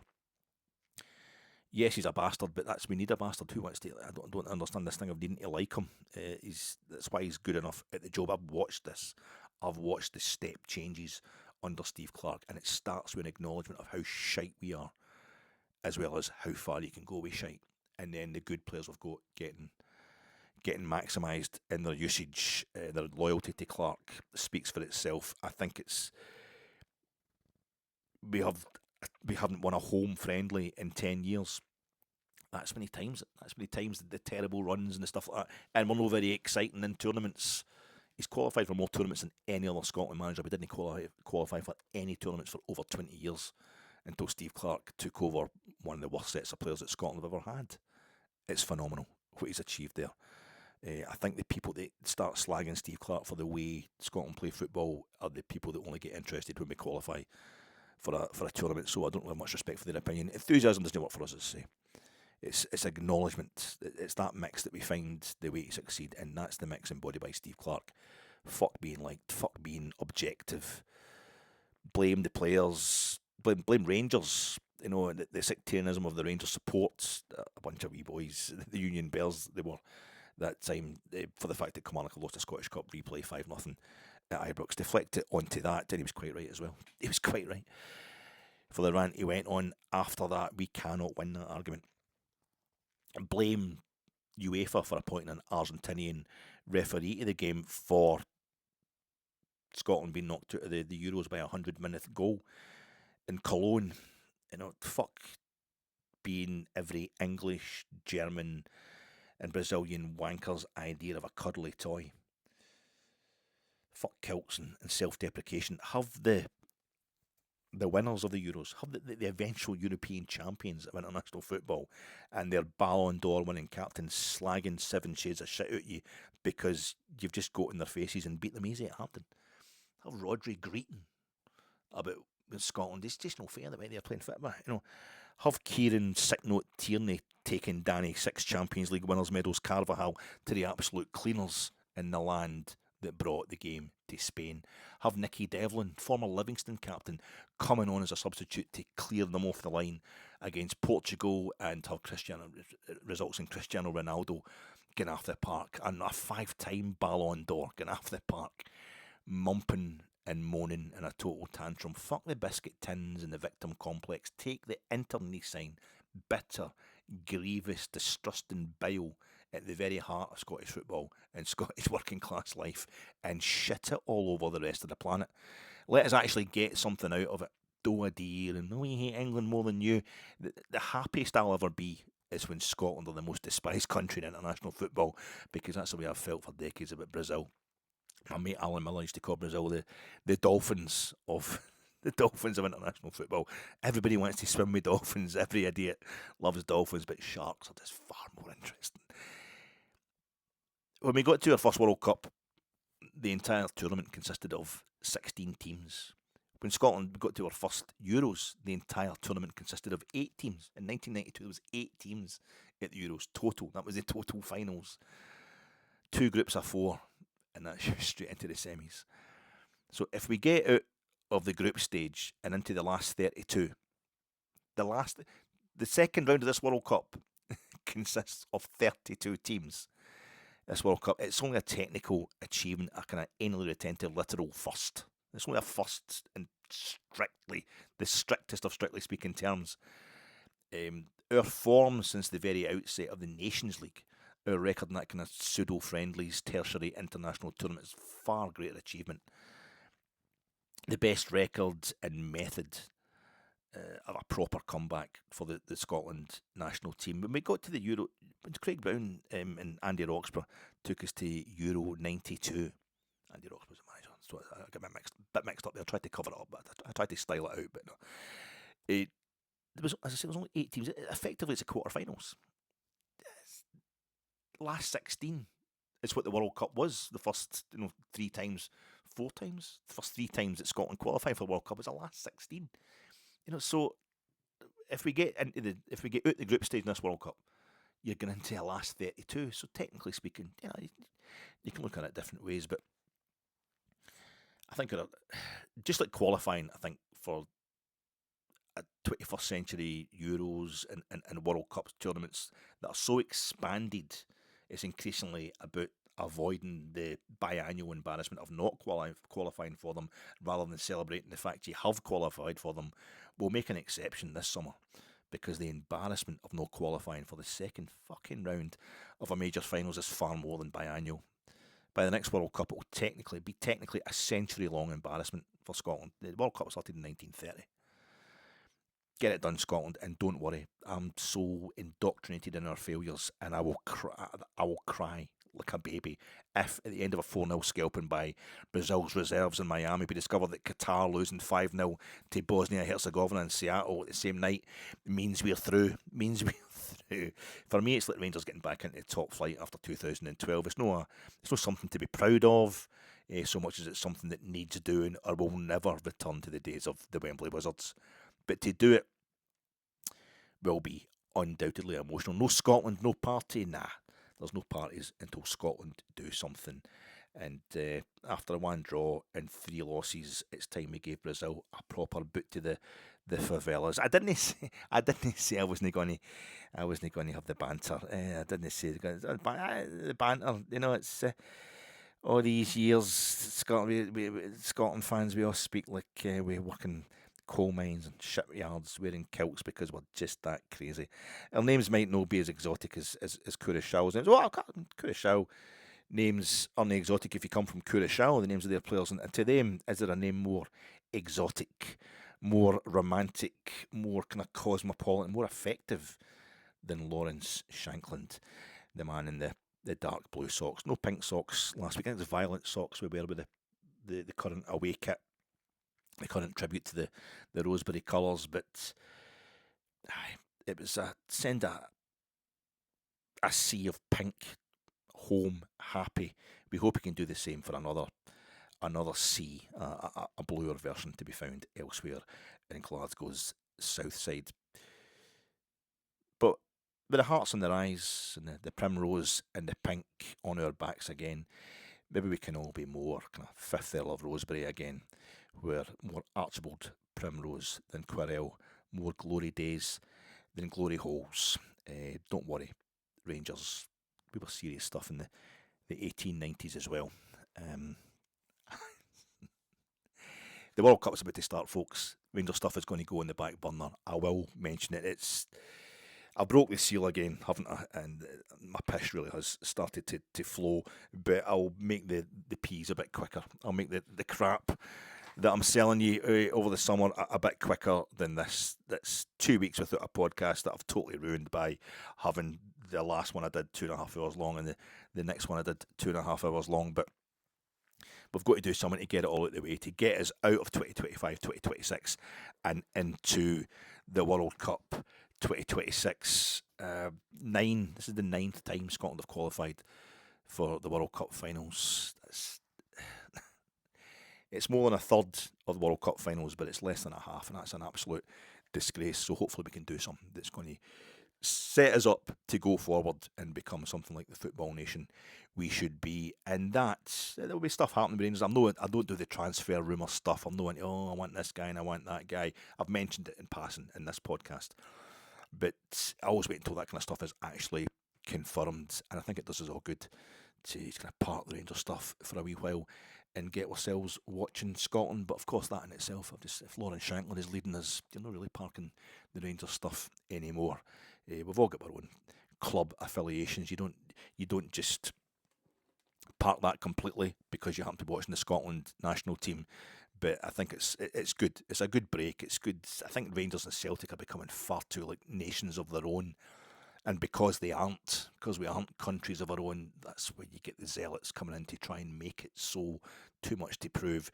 We need to get a bit real. And I think the healthiest thing that can ever happen for the club game in Scotland is for the national team to just take it off all of our hands and out of all of our heads for at least 4 weeks. The size of this World Cup's absolutely ridiculous. The length of it is ridiculous. So there's no way I'll be able to I'll be going on my holidays, proper summer holidays.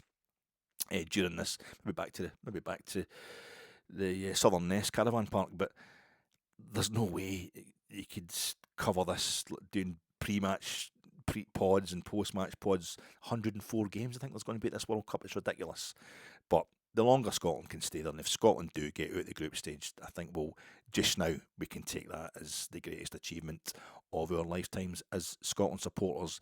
I think the country needs it, and we all need it, and you need a break from me. Thanks very much for your time, folks. I will talk to you again at some point next week, but from now on, a sane length of podcast. I am Mother Love.